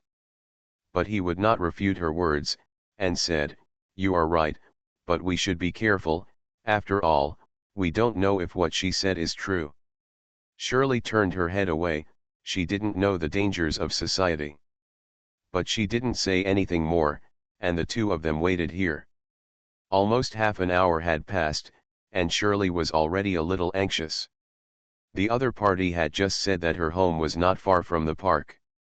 So she said to Jack, who was accompanying her, "Why hasn't she come back yet? Why don't we go find her?" Jack didn't want to go, but he didn't say it clearly, just said, "But we don't know where the other party's home is, and she also asked us to stay here and wait for her. If we run away and pass by her, it will be troublesome." Shirley nodded and said, "Okay, let's wait a little longer." The sky began to darken, and many people had left the park and went back. The two children who were still waiting suddenly saw Andrea running over breathlessly. Shirley breathed a sigh of relief, and was about to ask the other party why she was so late, but found that the other party was empty-handed and didn't lead the dog, and she had a bad feeling in her heart. But it is also possible that the thing her mother wants to give her is not big, just like the necklace she used to have, so she said optimistically, "What is that thing?" "Sorry, Andrea panted and said, "I hid that thing in my room 2 years ago, but I couldn't find it for a while." "Let's go to your house to help find it," Shirley said immediately. But the other party rejected her kindness and said, "It's late, it's better for you kids to go back early." From beginning to end, she didn't seem like a bad person. Andrea continued, "Well, I'll go back tonight and look for it again. Are you free tomorrow? How about gathering here around 10 o'clock in the morning?" Shirley looked at Jack and finally nodded in agreement with the other party. The two waved goodbye to Andrea and walked towards Claire's house. The two people who had been reading newspapers for an afternoon also put away the newspapers. Shirley was a little depressed, but she still walked home obediently. She didn't want to worry Claire and Katie. Jack and his friends walked on the side of the road, not saying a word, and completely lost their initial excitement. A black van sped from behind, and Jack heard the sound behind him and pulled Shirley away from the road. But the car was heading for the two of them, and drove directly onto the sidewalk. "Be careful," what happened to Andrea before made Jack regain his previous vigilance, and he immediately grabbed Shirley and fell to the side. The black van was not going to hit them to death, and the harsh sound of the brakes appeared and stopped. "Run!" Jack pulled Shirley up and ran away immediately. The side door of the van was opened, and two people wearing black hats, masks and sunglasses ran down and chased Shirley and Jack directly. The two people who had been observing Shirley and Jack before immediately tore off the fake beards on their faces and the wigs on their heads, and immediately ran over, and one of them immediately contacted his superior. The van driver saw the two people running over through the rearview mirror, turned his head and yelled a few words to the people in the back seat. The two men opened the rear door directly from the inside, picked up two Uzi submachine guns and poured out all the bullets in 1 second. The only shelters around the community were the green trees on the roadside. One of them hid behind them, and the other was shot into a hornet's nest. Jack held Shirley's hand, and his face changed drastically when he heard the familiar gunshots behind him.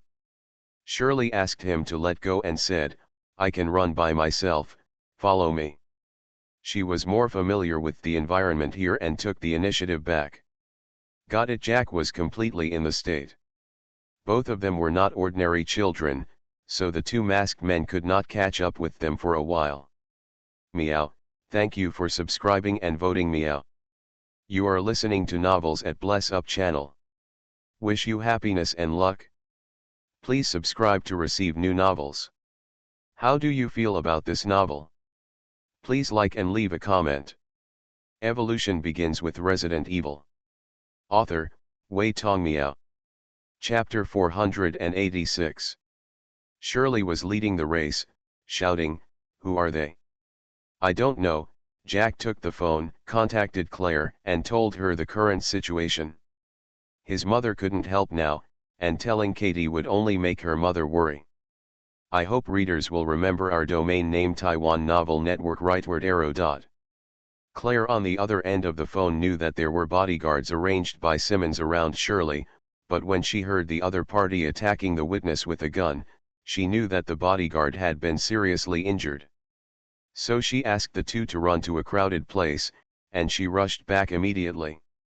Claire hung up the phone and told Katie to stay at home and not move. This was because she was worried that the other party would rush to save her son and put herself in danger. Katie was very anxious and didn't continue to cook.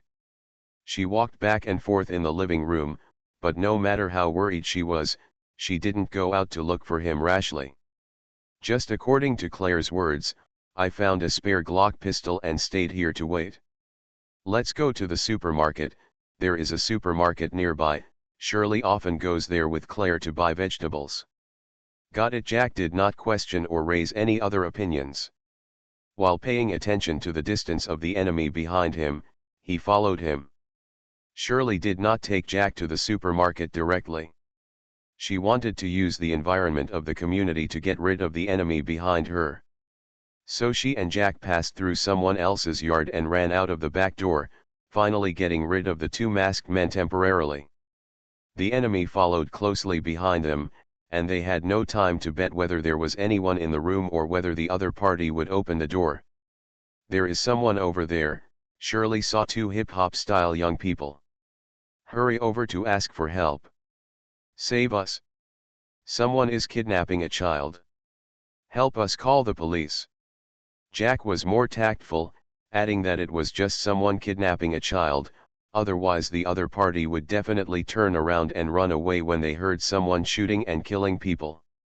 The two hip-hops showed a surprised expression on their faces. While saying something about hiding behind them, they put their hands in their trouser pockets, as if they wanted to call the police for the two. However, what they took out was not a mobile phone, but a coma spray bottle, which they sprayed directly at the two people who approached actively. Jack reacted very quickly, closed his eyes at the first time, held his breath, and bumped into one of them. "Damn it!" the hip-hop man who was knocked down cursed and was about to stand up with his hands. Jack burst out with strong action at this critical moment. After opening his eyes, he sat on the waist of the man who was about to stand up, raised his fist and smashed it down. The companion on the other side did not help the man, but hugged Shirley while she closed her eyes. Although Shirley's physical fitness has become stronger, she only has experience in running away, not fighting. She shouted and struggled at the same time. Jack, she was stronger than the hip-hop man, but she was grabbed by the other party desperately just after she broke free. "Shirley." Jack heard Shirley's cry for help, let go of the guy who had a broken nose and had been knocked unconscious, and quickly got up to help.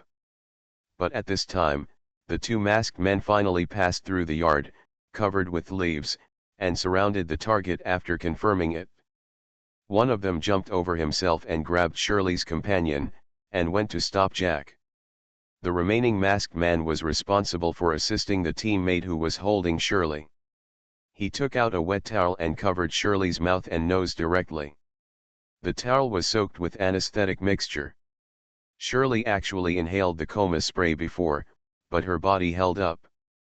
The masked man who was responsible for blocking him was better at fighting, and in the case of strict defense, Jack could not get around or beat the opponent, and he became more and more anxious. He was anxious about Shirley's safety, so he distracted her for a while, and the enemy who had been defending took the opportunity to kick her away.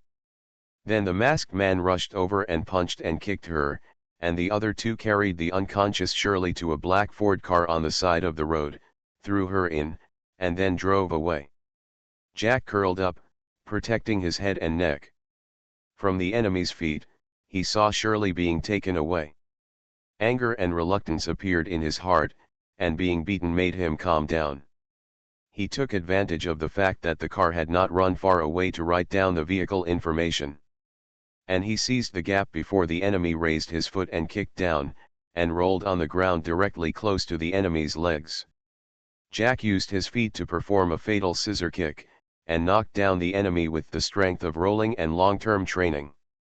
Jack's fierceness was aroused, and he followed the opponent's legs, grabbed the enemy's two peaches with one hand, and clenched his fist with all his strength.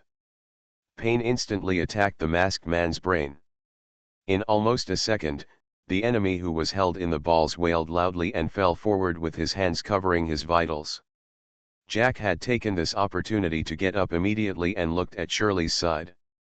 The enemy's car had already driven away. After he confirmed this with gritted teeth, he immediately turned his head. He wanted to catch the two men and ask for information, so that he could rescue Shirley. Suddenly, several more people rushed out. They were dressed in suits, holding MP7 submachine guns in their hands, and controlled the two enemies knocked down by Jack. The leading man in a suit confirmed the scene and immediately reported to his superiors, "We caught two more attackers." The other party did not avoid Jack because they knew that the other party was the little boy with Shirley. "Go and save Shirley, she's been captured," Jack shouted, interrupting the other party's report. He didn't know who the other party was, and the enemy of the enemy might not be his friend. But now he could only pray that these suited men were friendly forces. After the suited man whispered the latest situation, he walked up to Jack and asked, "Where did Shirley go?" Jack didn't question the other party's identity, nor did he talk nonsense. He immediately told the brand, model, color, and license plate of the car. Although he couldn't tell the model of the car from the appearance of the car, there was a specific model engraved on the rear of the car. This was the only thing he could do for Shirley when she was captured. The other party immediately sent someone to track down the car, and then reported to his superiors. After the other party was done, Jack told the situation of the black van before. The man listened carefully, confirmed that the situation reported by his teammates was consistent, and replied, "This part is the same as the situation reported by our teammates." From this point of view, Jack understood that the two people who were shot were also his men. The police came quickly, along with Claire, who was sitting in the police car. After she got out of the car, she said to the driver, "Thank you, Marvin."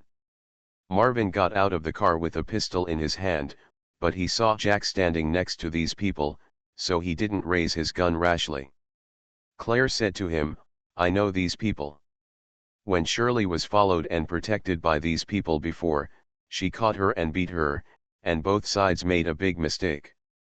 Rightward arrow. There were many of their people stationed in the community, and she knew all these things, so she was relieved to let Shirley and the other two play in the community. Jack ran over, repeated the story, and said, "Sister Claire, Shirley was taken away by the bad guys, and I didn't protect her well." Claire felt a little sorry for Jack, whose knees were bruised, and said, "It's not your fault, you have done a good job." Facing 4 adults, it was already amazing for Jack to beat 2 of them as a child. The leader also came over. Claire's tone changed and she asked angrily, "Roman, how do you do things? You told me before that your protection is airtight." Roman frowned and said, "One of our people died, and we caught a lot of kidnappers. These can provide us with clues. 2 people were shot dead in the black van, and the remaining driver had been caught by them. In general, they were quick to react. "I am Officer Marvin." "Who are you?" Marvin and his deputy interrupted the conversation between the two. FBI Roman took out his ID and said, "We will take over the things here." "Officer, please help to take charge of the order at the scene." With the arrival of the police car, those who had been hiding before also appeared one after another to check what happened. Then he asked Jack, "Who is the person who contacted you in the park?"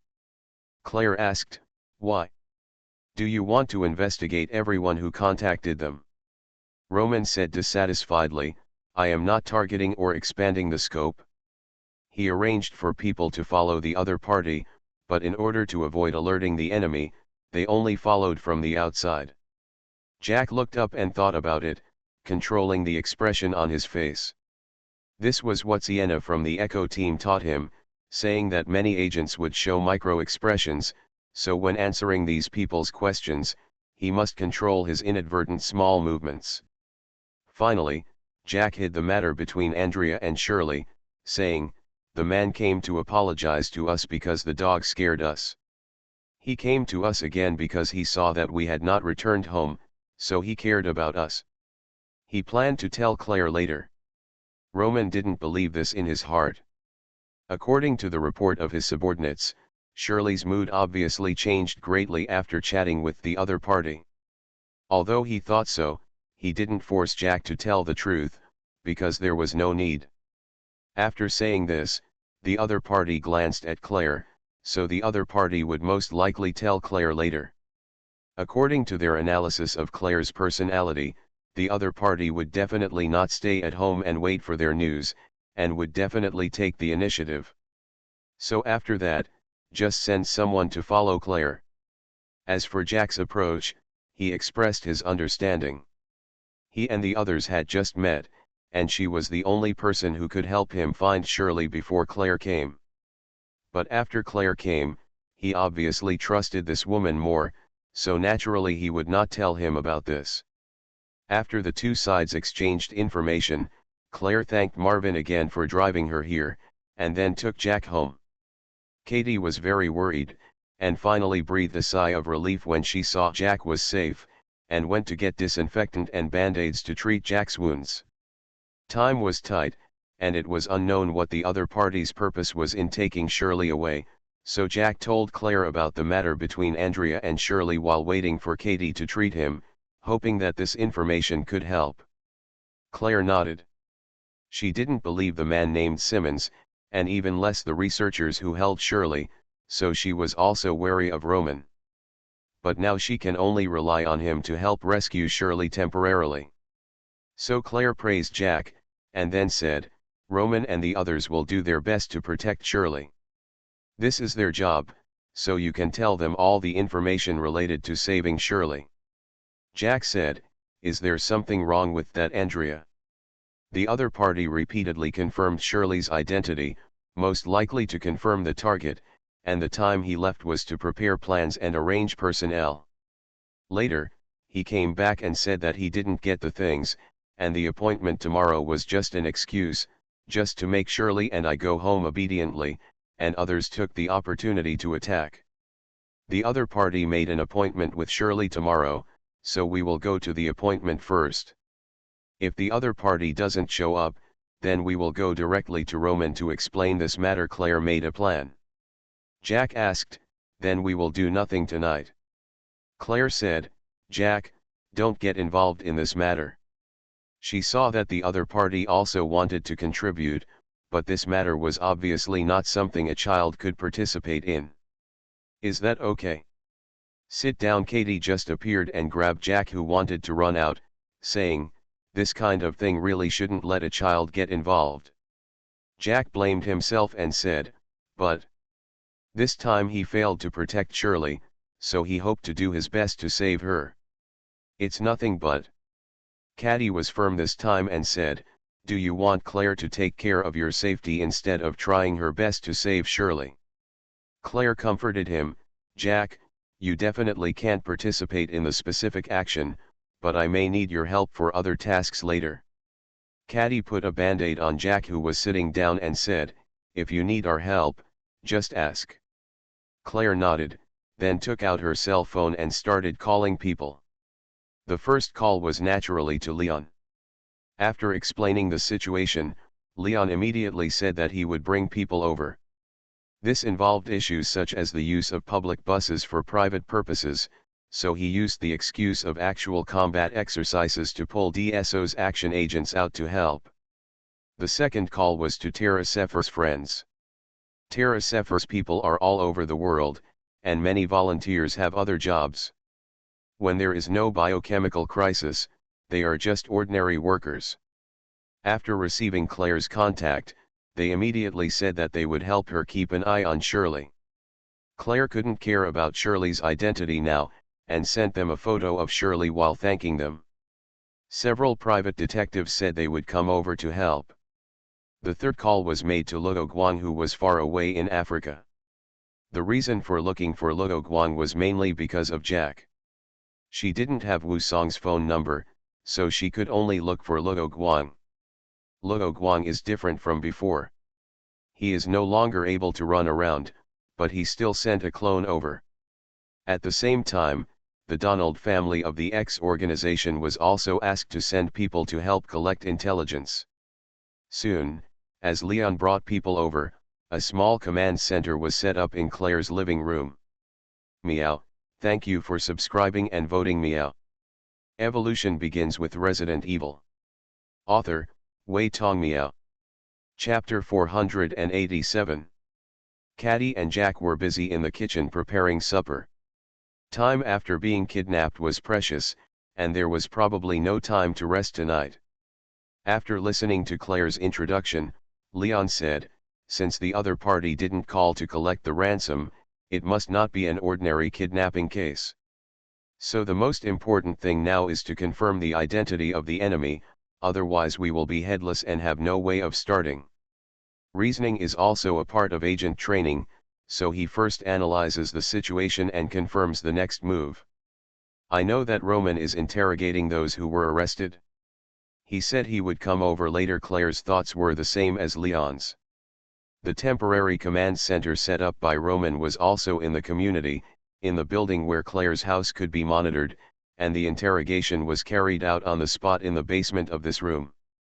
There were so many prisoners, and the teammates they knew were killed by these people, so the interrogators were not polite and quickly found out all the family backgrounds of these people.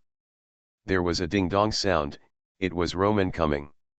He walked in with a bag and looked at the professional equipment filled with various agents. He was stunned. He thought he had returned to his command center. But when he saw Leon, he understood where these devices came from. Claire walked in with the other party and immediately asked, "Is there any news?" Roman nodded. He came here without some information and would not be able to leave the house later. He replied, "The kidnappers are organized by beekeepers." Leon didn't expect that this would be related to the mysterious biochemical terrorist organization, and said, "Real or false? And how do they know about Shirley?" Shirley's identity has been well protected, and she has not left the institute since the Raccoon City incident. She only occasionally left the institute in the past year. Roman nodded and said, "I'm investigating. There is a stable G virus sample in Shirley's body. This is definitely what the beekeeper organization wants, so it is normal to be targeted. But this beekeeper organization has never carried out such kidnappings." Regarding the problems exposed by Shirley, he believed that the greatest possibility was that there was an insider, so he had applied for a loyalty investigation to the organization.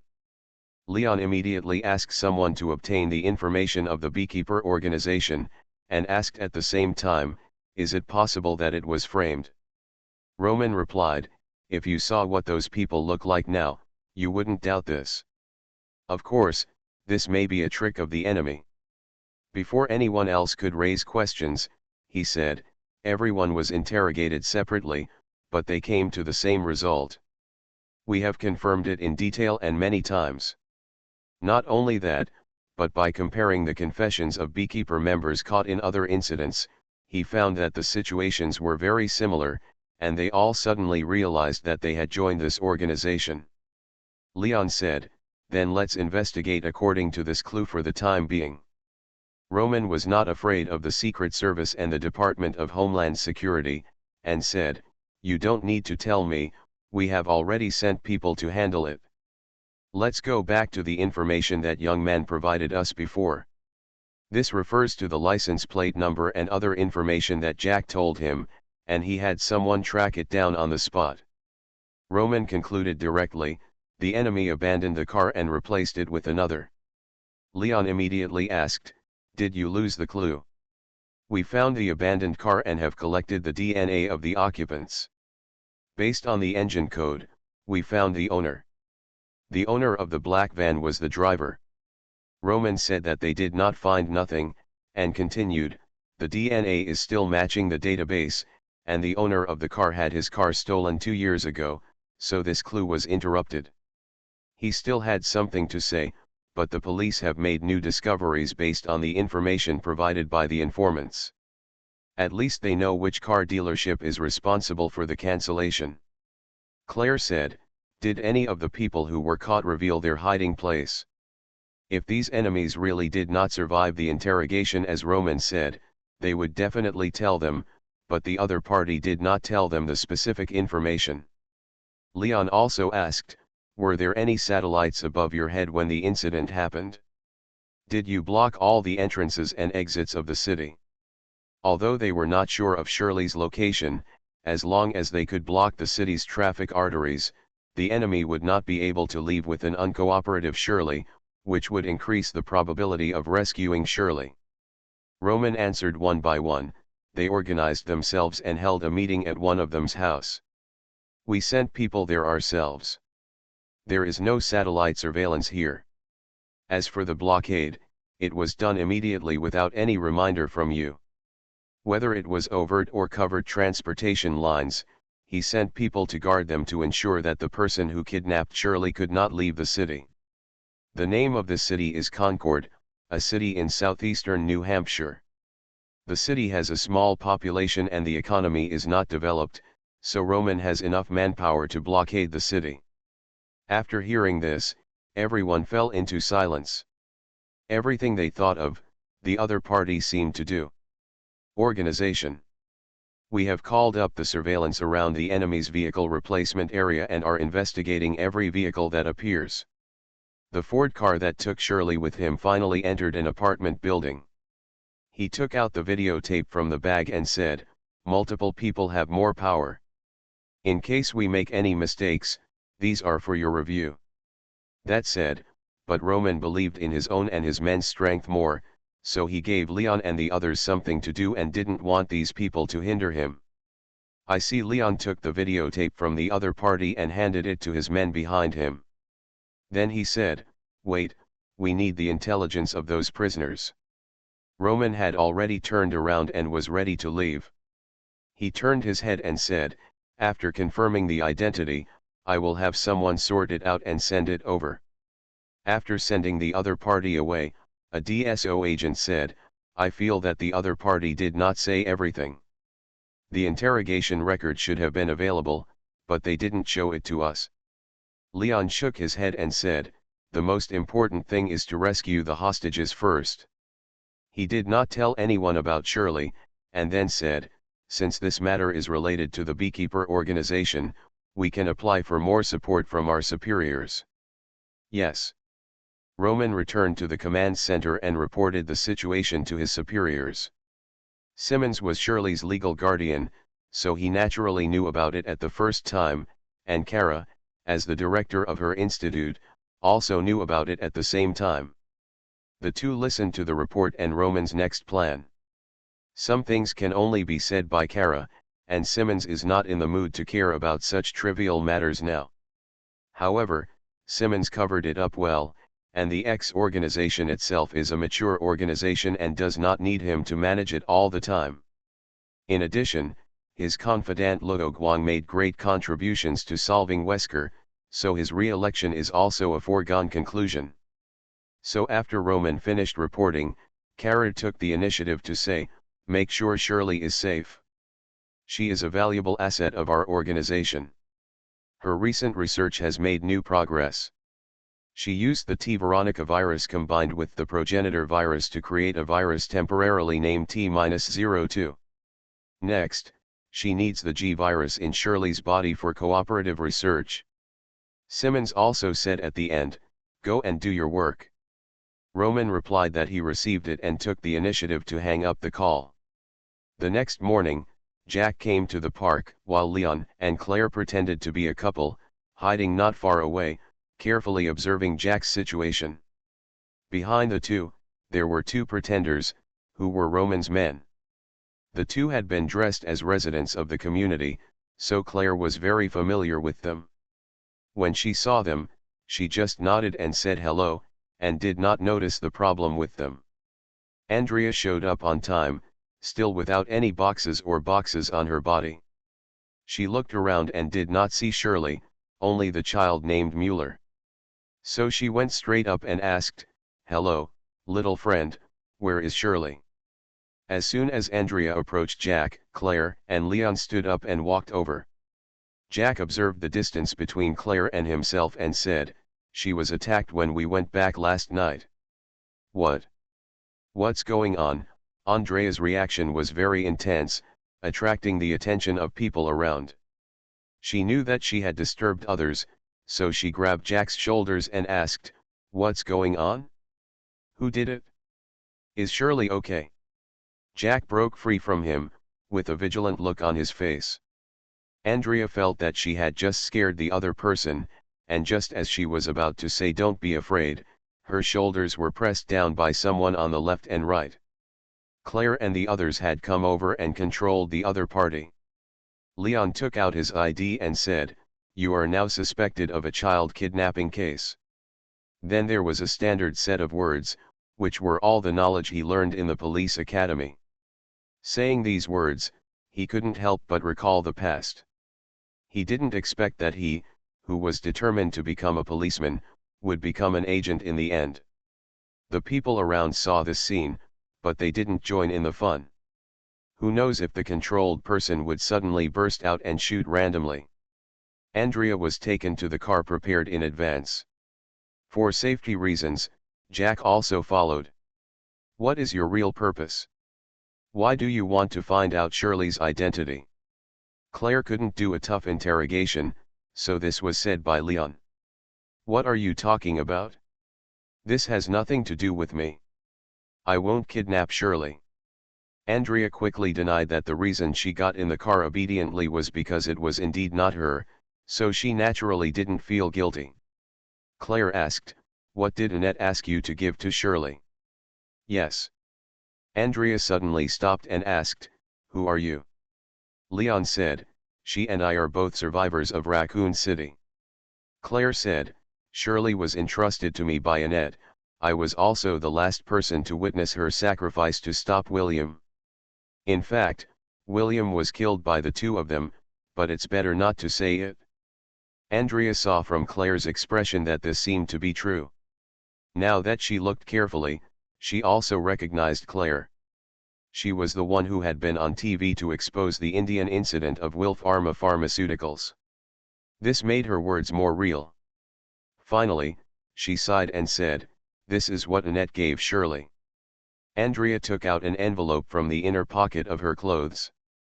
After a few years, the envelope has turned slightly yellow. There was nothing else in it, so she couldn't find it after searching for a long time yesterday. Claire took it before Leon, and after confirming that there was nothing in it, she put it away. Before the other party spoke, she said, "When we find Shirley, we will give her the letter." There was silence for 2 or 3 seconds in the car, and Leon suddenly asked, "When did Shirley's mother give you the letter? How did you escape from Raccoon City?" Andrea said, "I left Raccoon City before the incident, and it was Annette who asked me to leave with the letter." Annette was also obsessed with the research of the G virus at first, but she finally came to her senses. That's why she developed an antidote and vaccine for the G virus and arranged for Andrea to leave early with a suicide note. As for her daughter, She also thought about sending her away at first, but at that time her family was strictly monitored by the company and she couldn't find an opportunity at all. At the same time, Annette was also worried that because of her reckless behavior, Umbrella would target her daughter and force her and William to serve the company. So until the end, she didn't send Shirley away from Raccoon City. Leon nodded and asked Claire and Jack, "Do you have any other questions?" The three got out of the car and watched Andrea leave. Leon asked, "Do you really believe her? The other party kidnapped Shirley successfully, is there any need to come to the appointment?" In fact, Claire didn't feel that there was anything wrong with the other party after seeing him. Maybe it's just to cover up, because her current identity is very important.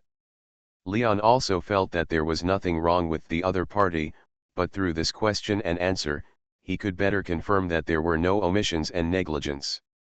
Claire replied, "Don't worry, someone will keep an eye on her." She looked not far away, and Roman's people were divided into two teams. Only one person came to her side, and more people went to chase Andrea. As for the two familiar people, they did not appear with them.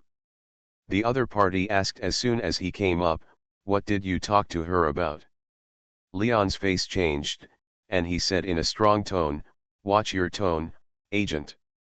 He and the other party are not in a superior-subordinate relationship, but a cooperative relationship, but Claire, as a civilian, has an obligation to assist the FBI investigation, so he took the initiative to stand up. The other party was scolded and felt unhappy, but he changed his tone and said, "Excuse me, what did he say to you?" This time it was Claire's turn to answer the other party's question. "It may not be related to Shirley's kidnapping. We didn't find out, so we let her go." The man replied, "We will investigate." After that, he left. This guy. Leon looked unhappy. Suddenly, a bell rang, interrupting his complaints. Meow, thank you for subscribing and voting meow. Evolution begins with Resident Evil. Author, Wei Tong Meow. Chapter 488.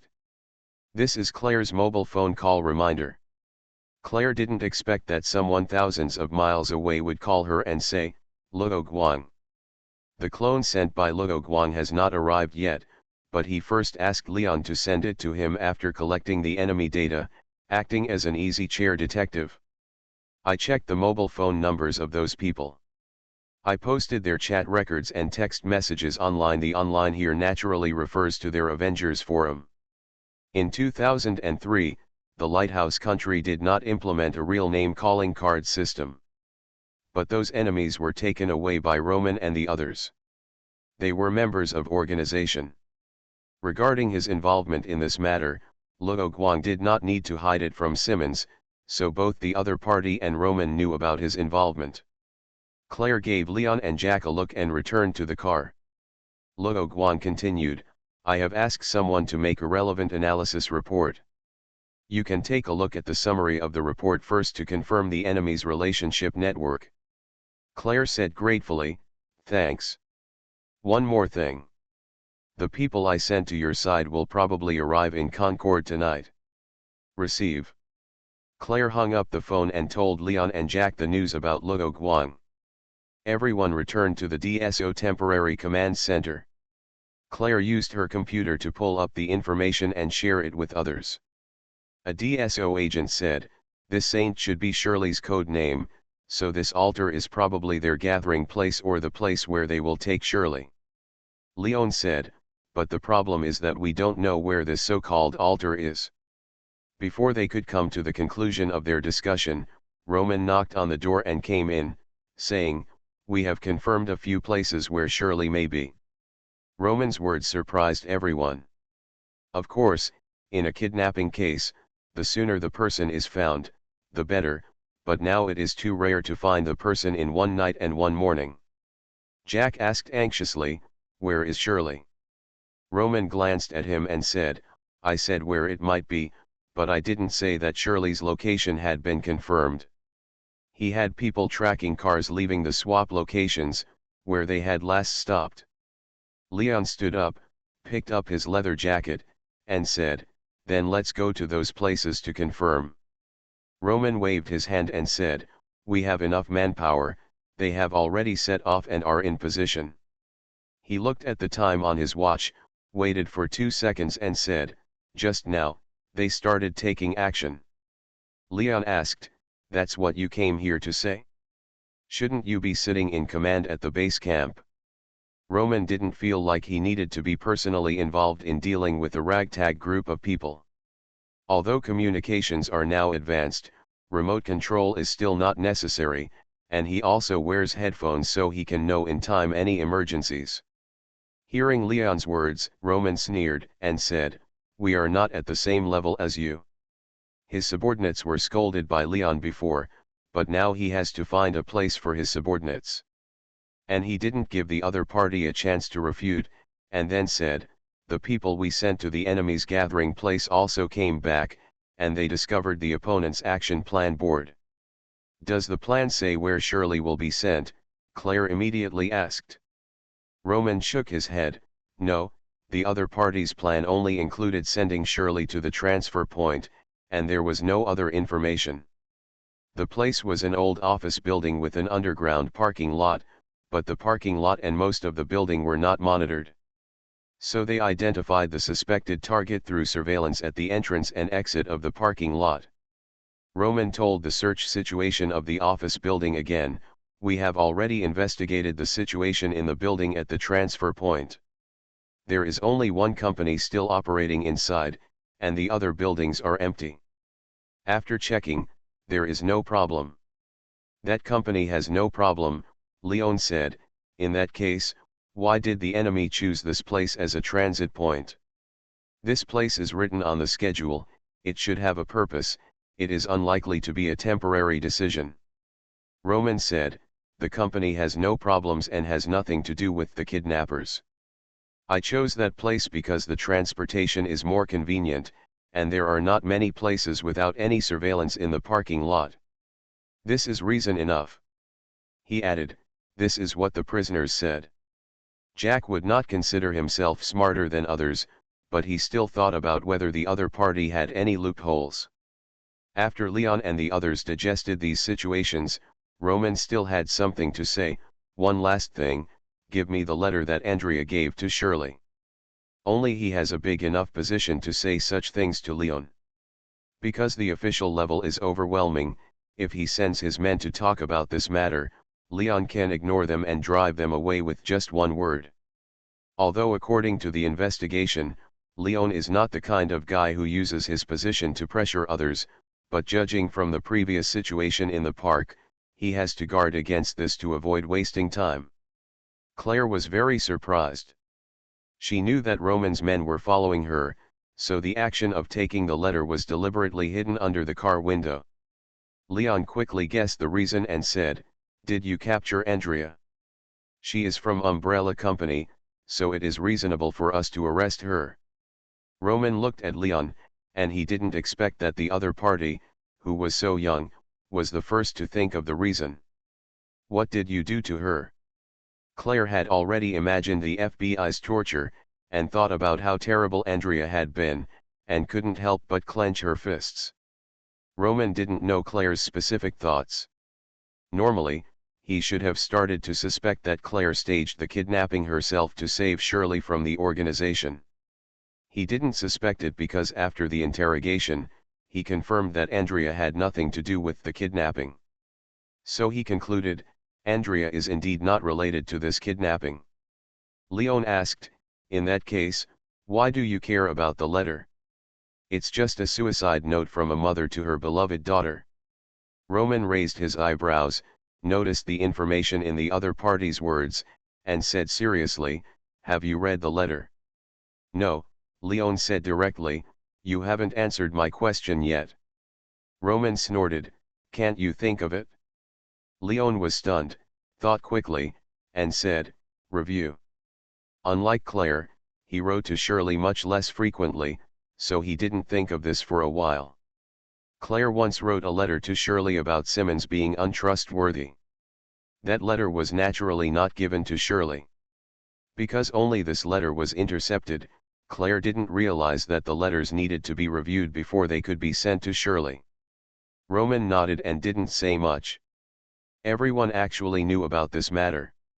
Jack and Shirley also had correspondence, so he also pricked up his ears to listen, but he didn't say anything. He was several levels behind the other party, just a child. Rightward arrow. With no power, no influence, and no money, he could only remain silent even if he was unhappy. Since Shirley was kidnapped, Jack's brain has been working fast. Except for sleeping last night, he has never stopped thinking. Compared with the possibility that his letters might be intercepted by the other party, he is more concerned about when he can rescue Shirley. As for why the FBI, not the police, took the lead in handling the case of the other party's kidnapping?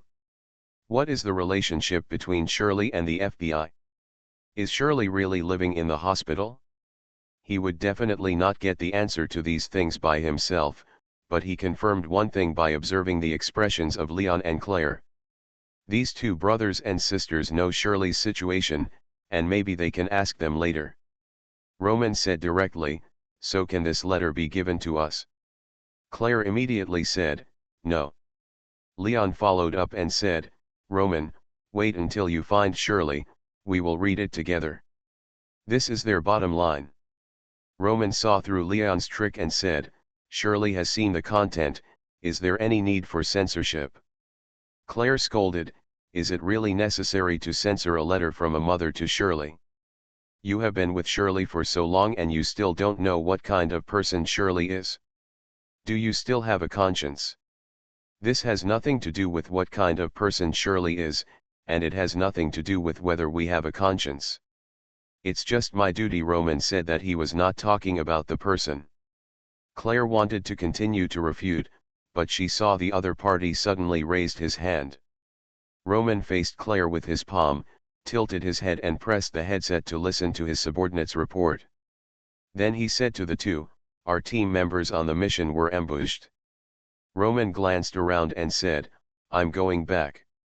He didn't bother about the letter anymore and left. Jack said at this time, "What is the result of the letter?" Leon said, "Either he agreed to our plan, or he will ask his superiors to solve it later. Although he has been promoted, he can't do anything if Simmons intervenes." So in order not to give Claire too much hope, Leon told Claire about the situation. Claire did not blame Leon and said, "The most important thing now is Shirley. Their operation was ambushed. Can you find out the destination?" Leon's men immediately stood up and answered, "We have confirmed where they were ambushed." He confirmed it by calling the police. "Send someone over to confirm the situation immediately." "Got it?" "Wait, don't interfere with the other party's actions after they go over, just confirm whether they have rescued Shirley." "Yes." As time passed, Claire became more and more anxious. The men sent by Leon brought bad news. Roman's men were the elite among the elite. Although they were ambushed, the initial losses were not great, and the bulletproof vests protected the lives of the people who were shot. They immediately fought back and pressed the enemy, but the enemy used a trick to lure the enemy into the trap, pretending to be defeated and retreating, and led the agents into the bomb trap. By the time Leon's men heard the huge explosion and rushed into support, Roman's men had already suffered heavy losses. After excluding the agents who were responsible for assisting the police in setting up checkpoints in various parts of the city, he had few people to use. Therefore, before Organization X sent more people through the FBI, he could only watch helplessly. Not only did they suffer heavy losses, the surviving agents did not find any trace of Shirley in these places. On the other hand, the information Luo Guang sent to them contained a lot of intelligence, but lacked key information, so it was not very useful for finding Shirley. It just confirmed again that this incident was related to the Beekeeper organization. "You should take a rest first," Claire said to Jack, "we will wake you up if there is any news." Jack didn't sleep well last night, so he looked a little sleepy before it got dark. No, Jack stood up from the sofa, stretched his body and said, "Claire, You should go to rest first, I'll watch here. Leon and Claire have been watching the surveillance for a long time. Suddenly, the doorbell rang, and Roman came again like a ghost. Leon, lend me a team of people. He got straight to the point and stated his request. When the DSO agent rushed over, the enemy had died in the explosion, so there was naturally no loss. What do you need? I'll do it. Now the other party asked him for something and had to leave him alone, which made Leon feel a little unhappy. Although the two sides were cooperating, they were more doing their own things. The two people that Jack knocked down were also taken away by the enemy, so compared with Roman's side, they have not played much of a role. Okay, Roman did not dwell on this point and agreed, let's go together and talk on the way. Claire, you and Jack will support here. Claire nodded and said, I understand. Jack also nodded. If he had accurate information from Shirley, he would also shout to go. Leon followed Roman out of Claire's house and got on the other party's car. Roman knew what the other party was going to ask, and took the initiative to say, let your people gather at the place where the enemy changed cars. He was very distressed and regretful at this time. When he sent people to chase the cars that left, he also arranged a team to guard there. After his men were attacked and Leon's people came to rescue, he asked people to count the losses. As a result, the agents guarding there lost contact at the same time, and no one responded, so he immediately came to ask for DSO support and prepared to go over to confirm the situation. Leon informed his men to meet there, and then said, it's dark under the light.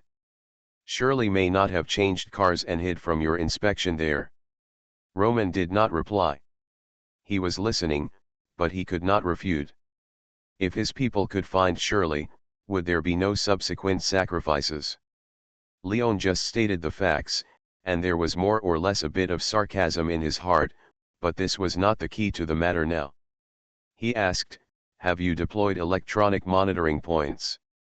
I don't know if the monitoring was hacked or what happened, anyway, no enemy appeared. Roman immediately asked someone to retrieve the monitoring screen when he could not contact the guard. The sirens sounded and they arrived at the place quickly. Just in case, the sirens were turned off when they were 2 kilometers away from the destination. The two got out of the car, and Roman took out the P226 pistol. He didn't see Lyon's men around, and asked, when will your people arrive? Leon just picked up the communicator, and the DSO command center happened to call. Captain. The people we sent out reported that they found zombies. Meow, the company won't give us a holiday on New Year's Eve, and we may have to drink at the family reunion dinner. I wonder if we can update. You are listening to Novels at Bless Up channel. Wish you happiness and luck. Please subscribe to receive new novels. How do you feel about this novel? Please like and leave a comment. Evolution begins with Resident Evil. Author, Wei Tong Miao. Chapter 489. Shirley was not in the place where Roman's men attacked. When she woke up from her coma, she didn't know how long she had been in a coma. Although her body looked relatively small, her body's drug resistance was much stronger than that of ordinary people, so she fainted after taking a lethal dose of drugs for ordinary people. In fact, she almost woke up in the middle, but the enemy gave her some fog again, so Shirley was in a coma until now. She woke up slowly and wanted to raise her hands, but there was a clang, and her hands were handcuffed behind her. She didn't feel tired or dizzy, and she quickly regained control of her situation. Shirley still remembered what happened before she fainted. Her mouth was sealed with tape, and she could only say to herself in her heart, where am I? She was in a dark place with a slightly turbid air. She had not received any training, and until now, except for her improved physical fitness, her combat effectiveness has not changed much. But don't look at her young age. Shirley survived on her own before she met Claire and the others. Although she yelled and attracted zombies, she could always find a way to escape. This might be her talent. Age brought spiritual maturity. She was determined to be as strong as Claire, and forced herself to calm down after the initial confusion and tension. She didn't make any more noise, and tried to find a way to escape while being careful not to alarm the enemy. There was nothing wrong with her physical condition, but her hands and feet were shackled, making her unable to move. The situation now was more serious than when she was in the Raccoon City orphanage. The chief of the Raccoon City Police Department at that time underestimated Shirley, so he didn't guard her as strictly as he does now. So the chief of the police department didn't restrict her movements at that time, and finally gave Shirley a chance to escape. "Calm down, Shirley, you can do it," Shirley encouraged herself in her heart. She was not sitting now, but lying on her side with her hands handcuffed behind her. It was difficult to exert force with her hands behind her back. Shirley, who was soft, curled up her body and moved her hands in front of her like skipping rope. Suddenly, there was an engine sound, accompanied by a clear vibration, and Shirley knew where she was, the back of the car. Turning around, she fumbled and found a ventilation net, which should be connected to the back seat. Why is it the back seat, not the rear of the car? This is because after she moved over, she could hear someone talking and a little cold air blowing in, but she didn't see any sunlight. Those people who are talking should be the ones who kidnapped me, right? In the quiet environment, Shirley tried her best to listen to the kidnappers' words, hoping to get some useful information from them. The enemy attacked, but fell into our trap and was blown away with the cannon fodder. The person who spoke seemed to be a woman. Shirley couldn't hear the other person's voice clearly, probably because the other party was on the phone. Yes, they definitely can't think of this plan to cover up the truth. All the people exposed on the surface were men, and they were responsible for luring Roman and others to leave. The woman quickly continued, "I know, the road out of the city depends on you." Shirley felt a little disappointed, and the other party's 2 or 3 sentences contained a lot of information. The first is that Leon Claire or someone else wanted to save him, but fell into the enemy's trap. The second is that the enemy's next plan is on the way out of the city. The last is that the enemy's plan is going very smoothly at this time, and he will soon be sent out of Concord City, and he needs to find a way to escape immediately. It takes at least 500 kilograms of force to break a regular handcuff and leg cuff. And the pulling force of a normal adult is only about 70.3 kilograms. Shirley's pulling force is just over 120, which is far from 500 kilograms. But she only knows that she is stronger than ordinary people of the same age, and she doesn't know the information about the handcuffs. So she began to try to break the handcuffs carefully, and at the same time she was waiting for a chance to escape. A voice came from Leon's communicator, and Roman also heard it. He said with a surprised look, "I didn't find any zombies before my men got into trouble." Before he finished speaking, Roman's headphones also rang, and the content was all about the appearance of zombies. It's just that the location is different. All the checkpoints on the main roads in the city have problems, and the situation is urgent and needs support. If it were just ordinary zombies, the people at the checkpoints could easily solve it. The problem is that they are not only facing zombies, but also a large number of lickers. The main road was blocked by traffic due to inspections. The traffic jam just provided concealment and cover for the lickers who were running on their stomachs. In addition, the chaotic crowd made it difficult for the agents to solve the lickers in the first time. That's why Roman's men asked for support in the first time. Leon didn't reply to Roman, and was busy giving orders to the command center, "Let them solve these zombies immediately and confirm the source of infection and species. Do you have tools?" They all brought them, and they are already carrying out antibiochemical tasks, the other party quickly replied, and then asked, "But if they all go to solve the zombies, no one will support you, Captain." "I'll go." Claire, who was listening to the other party's report at home, stood up immediately. The DSO agent looked at her and couldn't make up his mind. Leon recognized Claire's voice, but he refused and said, Claire, just stay and protect Jack and Caddy. Roman and I are here. He knew that Claire's strength was trustworthy, but there might not be a fight here, and one more or one less person would not have much impact. Claire opened her mouth and finally agreed with Leon. During this time, Roman did not listen to Lyon's conversation with others, but contacted his superiors to report the outbreak of a biochemical crisis here. After arranging his men and Claire, Leon took out his P226E2 pistol. He replaced the USP pistol that he had customized and modified before because this P226 pistol would become the basic gun of the Sentinel-9 plan. Seeing this, Roman knew that they would have to work together next. The two did not rush to enter the old office building, but went to the entrance of the underground parking lot. Leon patted Roman on the shoulder and pointed to the location of the entrance surveillance camera, where someone had clipped a photo. This old-fashioned method can only deal with it temporarily. As the sun rises and sets, as long as the person in charge does not neglect his duties, he will naturally find the problem. Such a method can only mean one thing, that is, the enemy does not need too long to complete what he needs to do here. Where are your people squatting? 2 outside and 2 inside. Do you want to go to the outside to take a look? Roman did not answer immediately. After looking at the surveillance camera, he said, "Let's go in." The enemy is well prepared and has dragged ordinary civilians into the water. He didn't need to think to know that it was the beekeeper organization that spread the biological virus in the city.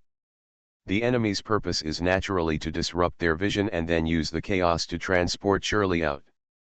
Rightward arrow. Leon is worried that Shirley will be transported out of Concord by the enemy during the chaos, and then it will be troublesome. He said, "There should be traffic jams at the blockade checkpoint, right? The enemy must be well prepared, so we still have to assume that the other party has a way to break through the checkpoint. The enemy may leave from the main road, so it caused a biological crisis in these places. But it could also be a tactic of making a feint to the east and attacking the west, using this method to lure away the defenders of other road checkpoints, and then take the opportunity to leave. The current problem is still the serious shortage of manpower, so Roman dare not act rashly. He gritted his teeth and said, "How about this, Leon? You let your men evacuate from the place where we were ambushed and go to various main roads for support." Leon turned his head and asked, "What do you mean?" "Shirley is our first mission target." Roman meant that even if he gave up the civilians around the outbreak point, he must prevent Shirley from being transported out of the city. Leon's eyes widened. "We can't give up those civilians. The local police helped them to block the main roads, so naturally there was no extra police force to protect the citizens. Shirley has the G virus in her body. You know this. Haven't you thought about the consequences of being taken away by a biochemical terrorist organization?" Roman persuaded, and blocking the main roads to prevent the spread of biochemical monsters is equally important. Leon couldn't refute for a while, with entanglement in his eyes. But there was no time for him to hesitate. Almost the next second, he contacted the command center and asked, "When will BSAA and FBC come?" The first thing to do when a biochemical crisis occurs is to notify these two organizations. At the same time, the operator will also send an alert SMS to local mobile phone customers. The command center first replied with a received message, and after confirming with the two anti-biochemical organizations, it replied, "The nearest troops will arrive at least an hour later." "I see. Let the people we send out go to the main road to assist the people at the checkpoint immediately after they have dealt with the enemy." In the end, Leon did not let his men immediately put down the enemy in front of them to support. "What are you doing? Time." Leon interrupted the other party and said, "Since the other party has caused chaos at the checkpoint, won't they take advantage of the chaos to escape immediately? So even if I send someone over now, it's too late. Then you just watch the biochemical crisis spread. Roman, your real goal is just to let me send someone to save your people." Leon saw through the other party's purpose. He continued, "Do you know what the tactic of adding fuel is? I don't have many people under my command. Can I really complete the blockade by sending them there? That's right. No matter which point, Roman's point of view is untenable." Seeing that the other party was speechless, Leon said, "Now, can we continue the action?" When they discussed these things, they naturally would not be distracted to continue the action. Roman's face was dark, but he finally nodded. Leon entered the stairwell and suddenly said, "There is a smell of perfume. This staircase is indoors and the ventilation is not good, so there is a little fragrance left." "I don't smell anything." Roman sniffed a few times and said. Leon said, "This perfume itself is relatively light and natural. The air on this staircase is turbid, and it's not right to have this natural smell. Aida used a similar perfume before, which could deceive the dog's nose without exposing her position because the smell was too strong." Roman nodded to show that he had learned something, and said, "So you suspect that there are other people among the enemies, and they are women?" Leon asked, "Are all the enemies you investigated male? Otherwise, Roman wouldn't have had to deliberately bring up the gender of the kidnapper. After all, men can also spray perfume." Roman replied, "Yes, we tracked all the vehicles that left here at that time, and they were all men." "Are there any women among the people in the company above?" "There are several. There are no problems with the background investigation. They have been working here for a year." Roman told them the intelligence they had investigated and said, if their target was Shirley, there was no need to work here for so long. "And the internal surveillance of the office showed that until we came to this office building, the company's people were working in their positions and no one left their positions without permission. Naturally, they didn't see Shirley in the surveillance." Leon said, "The problem now is that the enemy deceived you and didn't move Shirley away at that time." While talking, they had already arrived at the door of the company, one on the left and one on the right, holding weapons and preparing to raid in. "FBI, open the door." In order to make up for the mistake, Roman shouted to open the door while kicking it open, and then rushed in first. "Safe. The right side is also safe." Leon did not let the other party go in, but followed him in to confirm the safety of the other side. Although the two did not get along, had different opinions, and had no tacit understanding, they basically knew how to cooperate with each other after the same agent training. There were no enemies and no ambushes, so they quickly confirmed that it was safe, and the company's surveillance cameras and video data were destroyed, leaving no useful information. "Don't you know that the people here ran away?" "No report." Roman's face was already bad, and now it was even darker. Because this meant that the enemy basically started to act not long after their team evacuated, and the agents he arranged to stay behind had already died. He was unwilling to believe that the enemy had deceived him, and said, "But where was Shirley hiding at the time? We have searched the entire office building.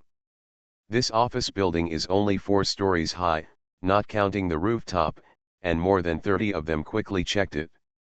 Have you seen the architectural drawings? Shirley may be hidden in a secret room." Leon was taking a deep breath and smelling at each workstation. "No time is limited, and our people will definitely take these into consideration. There is no way they will miss any of them."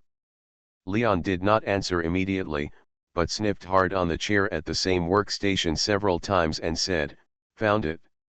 The perfume in the stairwell belongs to the person at this position." Roman wrote down the location and asked his men to immediately investigate and confirm the appearance and name of the person at this position. The previous surveillance videos were copied back to the command center, so it was easy to confirm who was sitting here. Roman soon received a reply and said, "This position is occupied by a clerk named Wang Fenjiao, a female who has worked here for more than a year and has no criminal record. Members of the Beekeeper organization are basically people with no criminal record. Leon has never figured out why those people who have a good life suddenly went crazy and joined the Beekeeper organization to spread the biochemical virus. There is one more thing." Roman listened carefully to the report in the headset and said, After our investigation, we found that whether it was the captives or the people who launched the ambush, they all had a common identity. Leon looked up at the other party, waiting for the other party's answer. They are all survivors of the biohazard. Meow, Happy New Year's Eve. I will try my best to update during the new year. Evolution begins with Resident Evil. Author, Wei Tong Miao. Chapter 490. Hearing this latest intelligence, Leon was dumbfounded. He said slowly, "You said before that they were organized by beekeepers, but now they have become victims of the biohazard." Roman said, "This is not contradictory. Another point is that the biohazard incidents encountered by these people are all related to beekeepers, and they are all on the missing list. The victims join the perpetrators' organization? Undercover? Impossible. The matter of the beekeeper organization is becoming more and more confusing. The Secret Service has tried to send people undercover, but the problem is that they can't even find a way to join the beekeeper organization, and the whole plan is stillborn." Google searched "can." Leon now feels that his brain is tangled and he can't come up with a reliable guess. Roman has been exposed to a lot of dark sides, and he thought of a secret plan of the FBI a long time ago. The code name of that plan is Control, which is actually an experiment related to brainwashing. In the end, due to technical reasons, the entire project was cancelled. This project is still confidential, but he doesn't need to say the specific content. So Roman said, "I thought of a possibility, that is, these people were kidnapped by the beekeepers during the biochemical crisis and then brainwashed." At this point, he and Leon thought of the same thing. Did the enemy kidnap Shirley to brainwash her and make her serve their organization? At the same time, Roman's words were like a key to unlock the knot in Leon's brain. Leon spoke out his speculation. "I have read the transcripts of those beekeepers before. They all chose to join the organization suddenly and were loyal. Could it be because they were all brainwashed?" Roman had not been involved in the case of the beekeepers organization. He only checked it after the kidnapping case, so he needed to recall it a little before nodding. "That's why we can't catch the tail of that organization. Those guys are just cannon fodder pushed out by the enemy." When Leon said his speculation, he also opened the communication of the command center. Roman also thought of something and said, "No wonder the plan board for their gathering place only has the content of going to the transfer station. The person who takes over later may be a formal member of the beekeeper." Leon nodded and said, "Finally, we caught the enemy's tail." But his eyes soon darkened. This would not help much in finding Shirley. Roman didn't think so. He immediately contacted his people with the communicator and asked them to find the person named Wang Fengjiu immediately. After listening to the two people's speculation, the DSO agent also knew which department they needed to send this speculation to, so they didn't say anything until Leon closed the communication. This is good news for most anti-biochemical people, but for Claire and Jack, who are also in the command center, this news can only be considered good or bad. If Leon's speculation is true, then even if Shirley's life is safe, her situation will still not be much better. The two became more and more anxious, but they were powerless, because one step late, every step late, they have missed the best time, and now the possibility of catching up with the enemy is almost zero.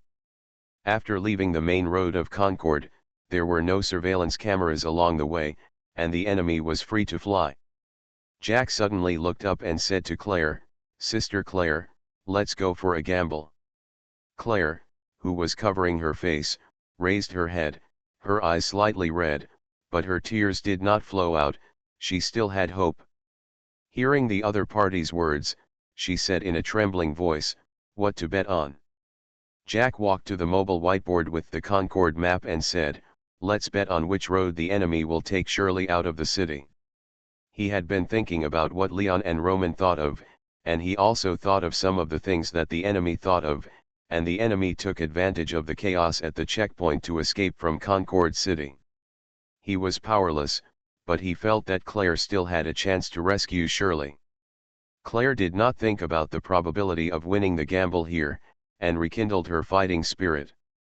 But she did not leave without permission, because she had taken on the task of protecting this place before, so she had to tell Leon first. Leon, who was searching for the hidden room, heard her voice and thoughts and said, "Roman said one of the suspects is named Wang Fenjiao. I will ask him to send the image of that person to the command center." Roman asked his men to do this and said, "She is just gambling." She herself said she was gambling. If you don't gamble, the chance of winning will always be zero, right? That's why Leon agreed to the other party's plan. Back to Jack's side, Claire had changed into a convenient outfit, put on a red battle suit, sorted out the pistol and magazine she was carrying, and finally took the photo of Wang Fenjiao. The car that took Jack and Caddy was left at the Terra Sephir branch. Claire met Marvin when she was getting the car. Because the police car was faster, she got on Marvin's car without saying a word and asked him to take her home.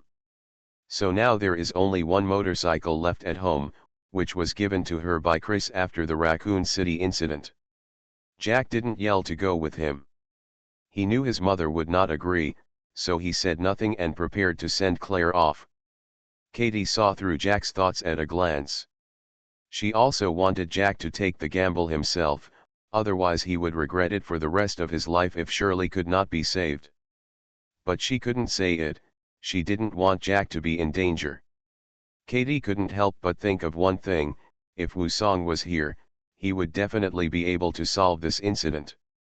"I'm leaving, Jack." Claire had a lot of contact with children, so she naturally understood Jack's thoughts, but she couldn't invite Jack to come with her. Jack was better at fighting than ordinary children, but neither he nor she was invulnerable, so she couldn't guarantee Jack's safety at all. Well, good luck. Luck was what the two needed most now, so Jack said so. The roar of the engine sounded, responding to its owner, and the red motorcycle quickly disappeared from Jack's sight like a meteor. In the old office building, Leon and Roman searched from the rooftop all the way to the first floor, knocking on all the walls, ceilings, and even floors. If Leon and the police dog had the same sense of smell, he could find the location of the enemy's secret room by smelling the perfume directly, without so much trouble, but unfortunately it was not, so he could only use this stupid method. At the same time, they also confirmed whether there was any hidden space based on the layout and size inside and outside the room. In the end, after doing everything, they still didn't find a secret room, only 2 dead agents. There were also 2 other agents squatting outside the office building, and they would look for them later.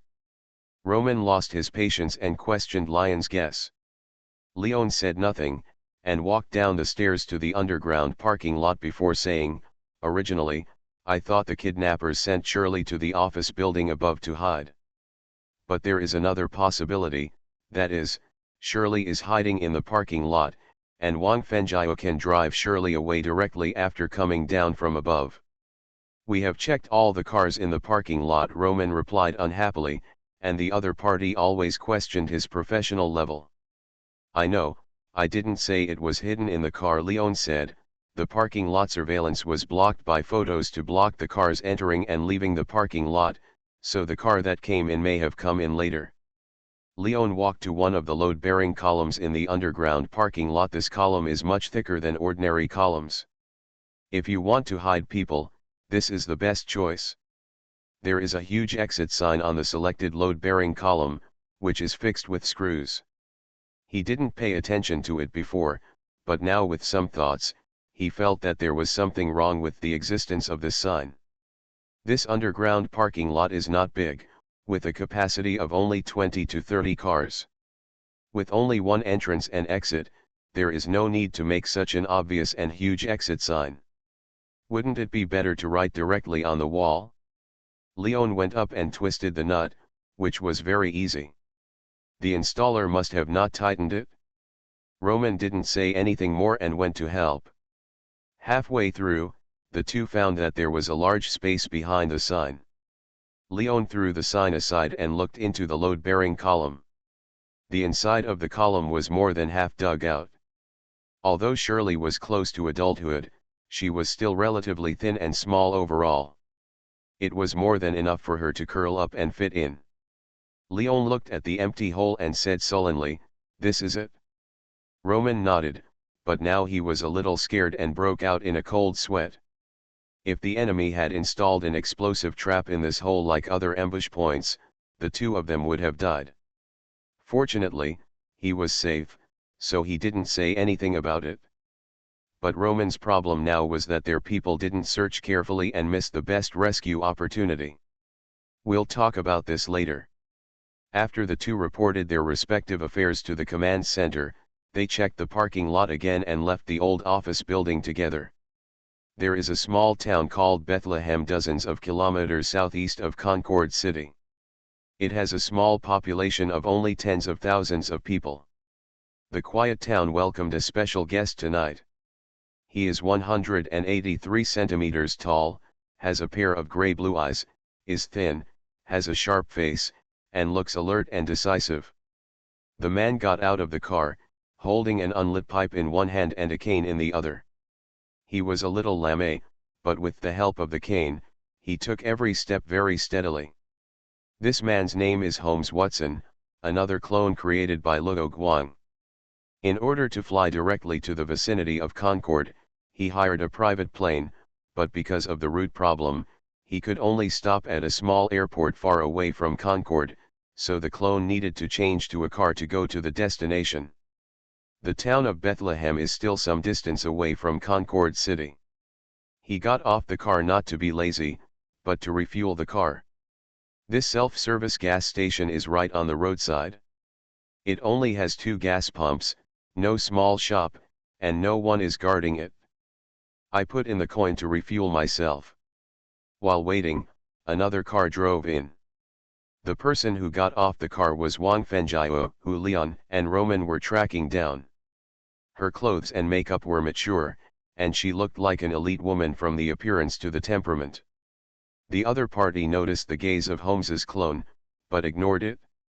Another person got off the car and walked to the trunk from the other side.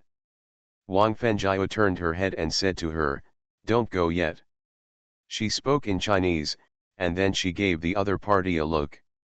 The name of the person traveling with her was Xiaoying.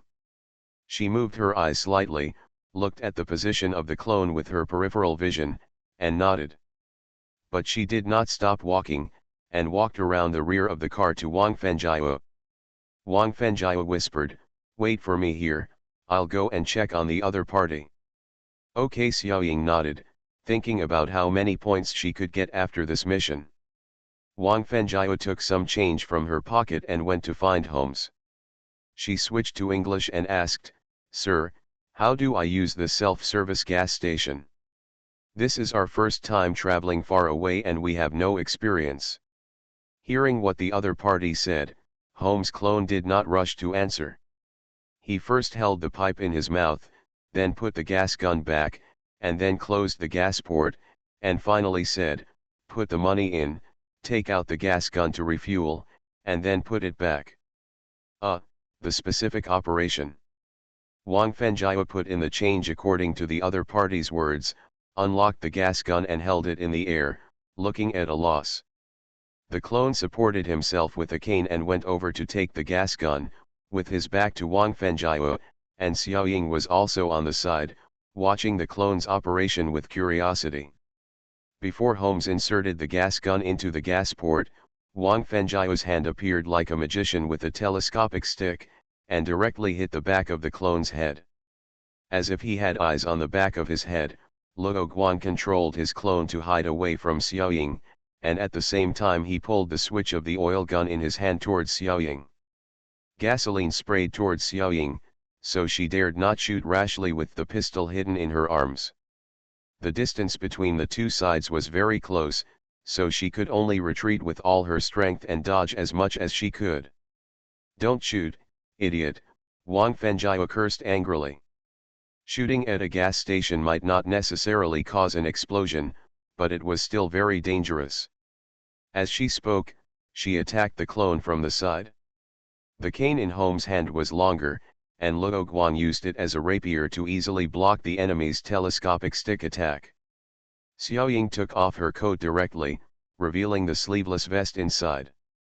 She jumped onto the car like a cheetah and attacked the clone. Although her movements were agile, her speed was definitely not as fast as running directly on the ground on the gasoline. This time difference was enough for Luo Guang to control the clone to deal with Wang Fengjiao. Luo Guang knew Wang Fengjiao, and he had received the information from Lian and the others. The clone looked at the two enemies just to confirm their appearance. He used the cane as a spear, and even with the anti-skid pad, he could still pierce the enemy with one shot.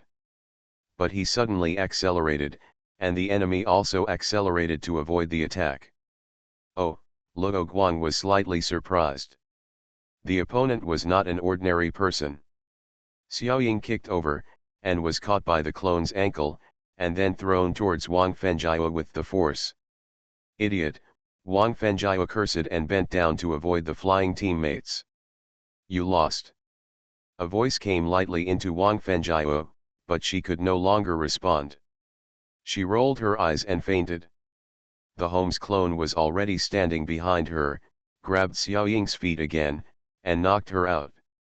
In order to maintain his character, the clone limped again, walked with crutches, and dragged the two fainted people into his car.